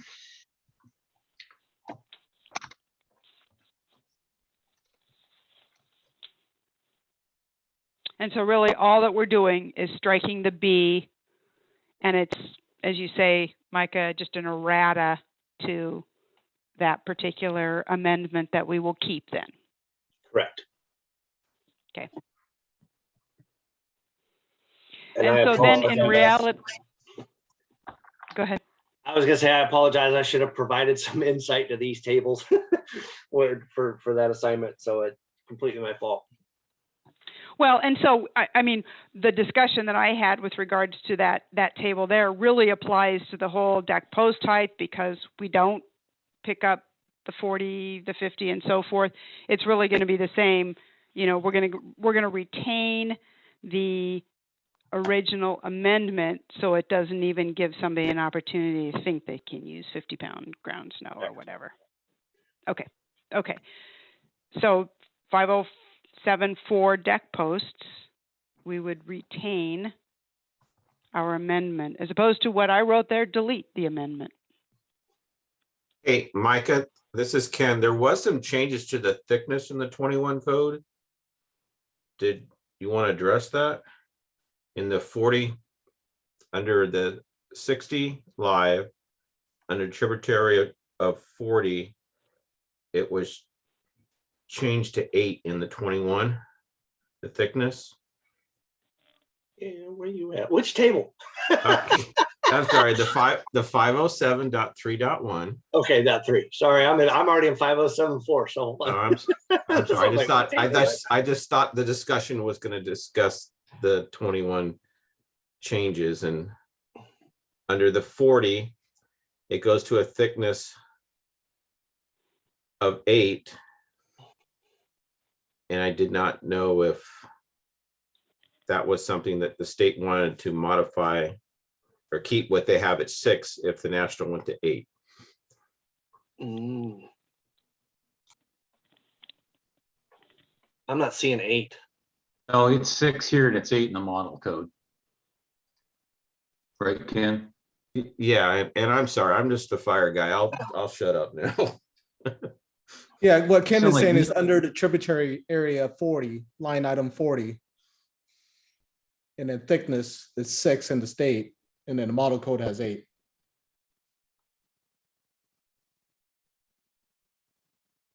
Wouldn't this need to be 8 as well, 60? Am I seeing the right model code? No. Yeah, I'm Oh, confused now. Okay. Sorry, so Ken, you're looking at the 2,000 pound load bearing, and oh yeah, so this is still under 2,000. Yeah, so Micah, it's under 2,000. Okay, under 2000. Sorry, I'm looking at I'm doing the comparison at 1500. I see what you're saying. Those tables were done by engineers that are way, way smarter than me, Ken. So I don't have that answer. I seem to think that's an error on their part because everything else is 6, even like under 60. Even the one after it, yeah. Yeah, even That's what under I 50 to 6. And would So I 80 be think right? keeping ours is fine. The under the 70 kin, it's also 6 across the board for 40. So I think that might be an ICC error. Okay, that's fine. I just wanted to point out the number discrepancies. Okay. That's a good catch though, Ken. Yeah, Yeah. and you picked it up fast. I didn't pick it up. But I think we should stick with our amendment. But if you sprinkler it, you can go down to 4 inches. I knew that was good. Let's do exterior sprinklers on our decks. That sounds great. See what I deal with when I do the fire code? Oh boy. All right, cool. Okay, so we went through, so we're okay with that one. Then we also said the same thing for 507.4. We're going to maintain the state amendment. And Correct. then the deck beams.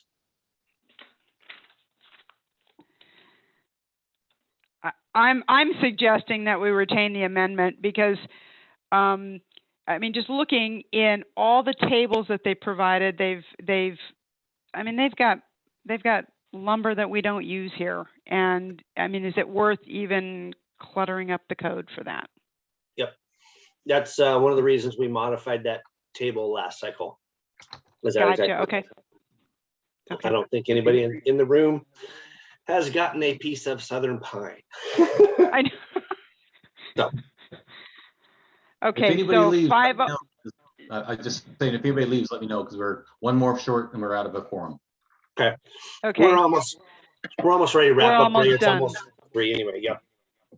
Yeah, so deck posts will retain the amendment as written. Deck beams 5075, we will retain it as currently amended. Deck joists, I would retain the existing table that we had in there. I know that, again, this is one that they've got, you know, some other loads and things as part of it. So retain the amendment or retain the model code? Retain the amendment. Okay. In 506, 5076, yeah.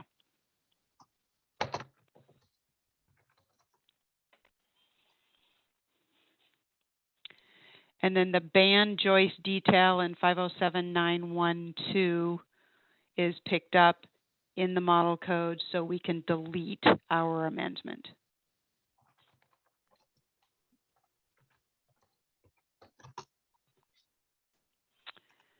And then deck lateral load connections 50792, the model code did not pick up our unique change, and so we need to keep our amendment.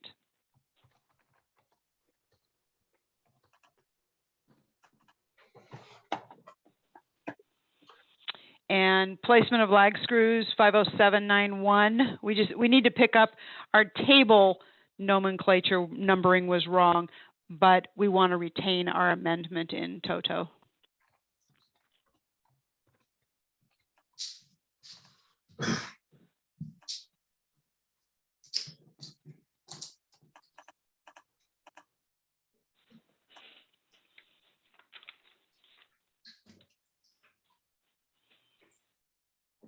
And then the last one, the deck ledger connection, table 507931. They have picked up our changes and we can delete this amendment.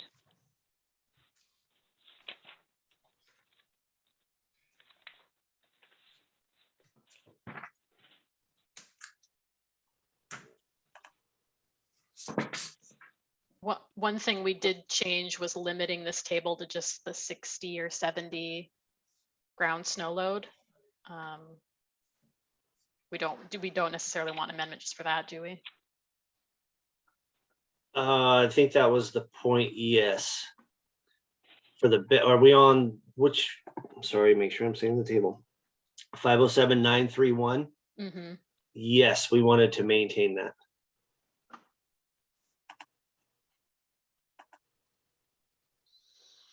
So keep the amendment. I'm trying to, did we renumber some of these? Yes, I think that was the point. Was to eliminate or lower Washington code to only include the things that apply. So that, okay, I'm pulling that back up again. I'm just looking at my notes. So the deck So ledger connection. that included those, yeah, darn it. Okay, yeah, that included those lower loads, my mistake.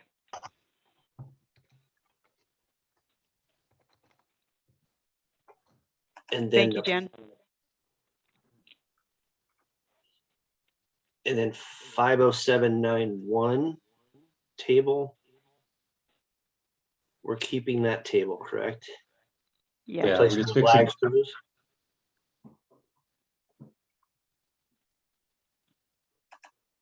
And then I'm sorry, I was going back to another one because I lost my place.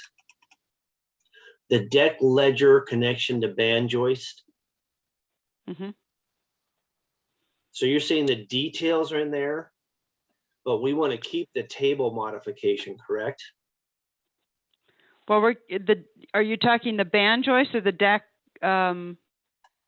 ledger? We're keeping the amendment on the deck ledger. Okay. Yeah, and let me. But if we go back further, so if you go up to the one where we have band joist details, this says we're deleting the amendment. That's right where you are, Ray, correct? Yeah, let me. That says 507912. Under that, the numbers are kind of off. The numbers are all screwed up, yeah. So what about that one? It's a short little table. Can you bring that up, Ray? Sure. 507912. 507912. Yeah, it should be on your 7910.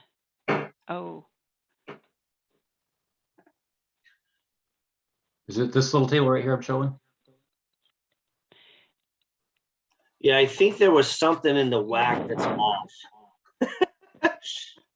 If that makes any sense. So if you go to the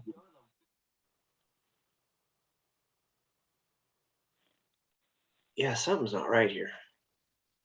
So table 50791131 is in the code.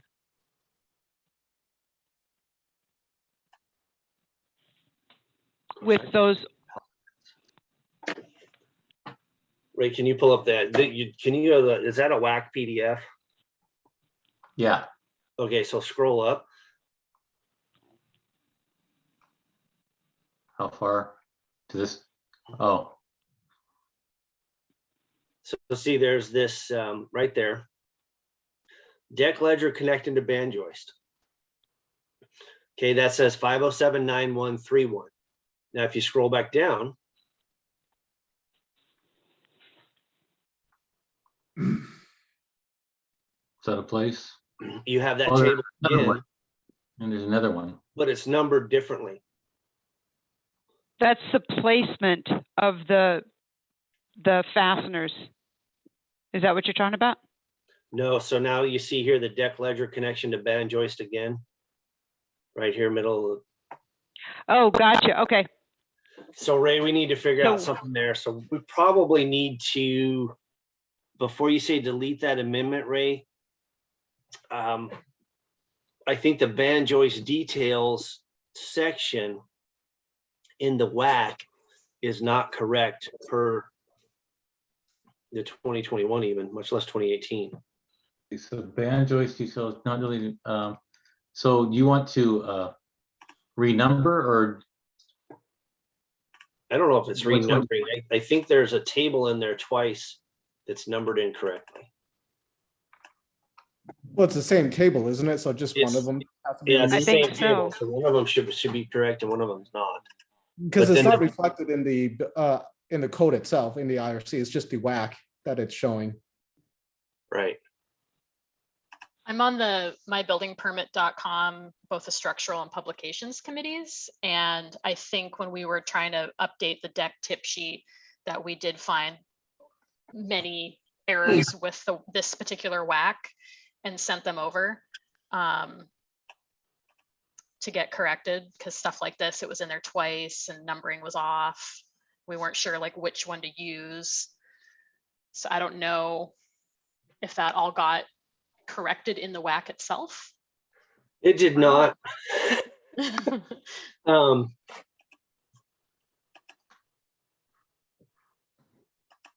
Ray, I have this.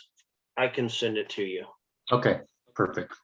I have how it should be corrected, and we'll probably need to bring it up at the next meeting because we are over time. So let's not vote on this section. We'll just, we'll leave off at this section, knowing that I'll get some information to Ray and we can kind of discuss these last couple of detail or table details in section 5 and vote on them at the next meeting. In addition to, we're going to try to wrap up the remaining chapters, which I think we're going through chapter 11 or 12. Is that correct, Ray?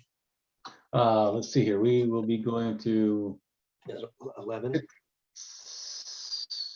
We have 10 that are filled out. Oh, what was your question again? I'm sorry.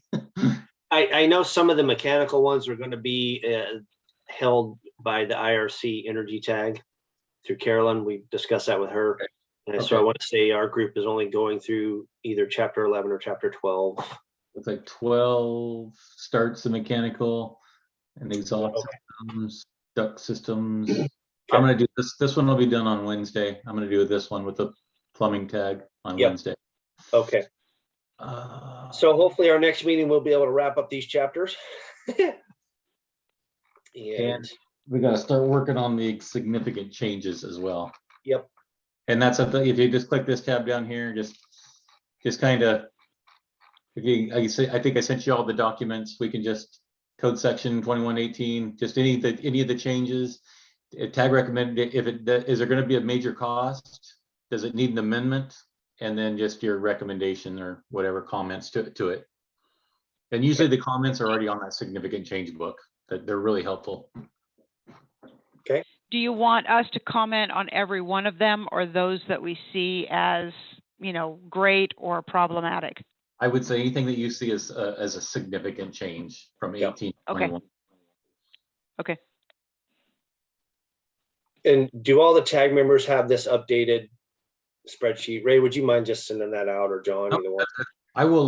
What I'll do is when I send the invite for the next meeting, I'll attach this, or I'll send an update. I'll send this to you, but it'll also be PDF online too. Okay. On your. And when did you want this by? Yesterday. We only have a few more meetings, so if we have next week, and we can probably squeeze in another one before the council meeting. I think we've got them scheduled. Hold on. I can tell you that. I'll tell you the dates if I can get to the right screens. I have way too many open. Way too many open. Okay, we have another IRC meeting next Monday. Then we do have one scheduled for the 14th. And that would be the last two before, if we do need to have one, it's like Ray said, we might be able to get one in on the 21st. Does that sound right, Ray? When's the next SBCC meeting? I thought it was the 18th. Is it the 18th? I thought I could be wrong, mother. I got that on my calendar. I'm all messed up. So we've got a lot of work to do. Hopefully we'll get it done. That's all I know. We'll get there. We got the bulk of the work done today, I think. Yeah. And I think I would use that significant change reports that I sent you. I do a lot of copy and pasting because that someone's already done the work. Yep. Okay, I will send this out after I get it updated and cleaned up. Okay, and everybody got that significant changes item from Ray? Yep. Yes. Okay. I want to make sure. Perfect. I don't think I got any, but I wasn't assigned any chapters. Okay. So I can connect with Ray. I got to connect with him anyway on that, the sprinkler appendixes. We're going to assign you all the significant changes, Todd. No. When we talk, you want a chapter, I'll give you one. Excellent. Okay. All right, folks, we are over time. I appreciate everybody staying later than we should have. Lots of work. I know it's, you know, we're always up against a time clock, so I appreciate everybody's effort. And we will look forward to seeing you at the next meeting with more discussion. Any additional business that needs to be brought before the committee before we adjourn? All right, hearing none, I don't need a motion to adjourn, I don't think, Ray, so I'm just gonna say, meeting adjourned. Thank you so much. Thanks, guys. everybody. Thank you. Thanks, everyone.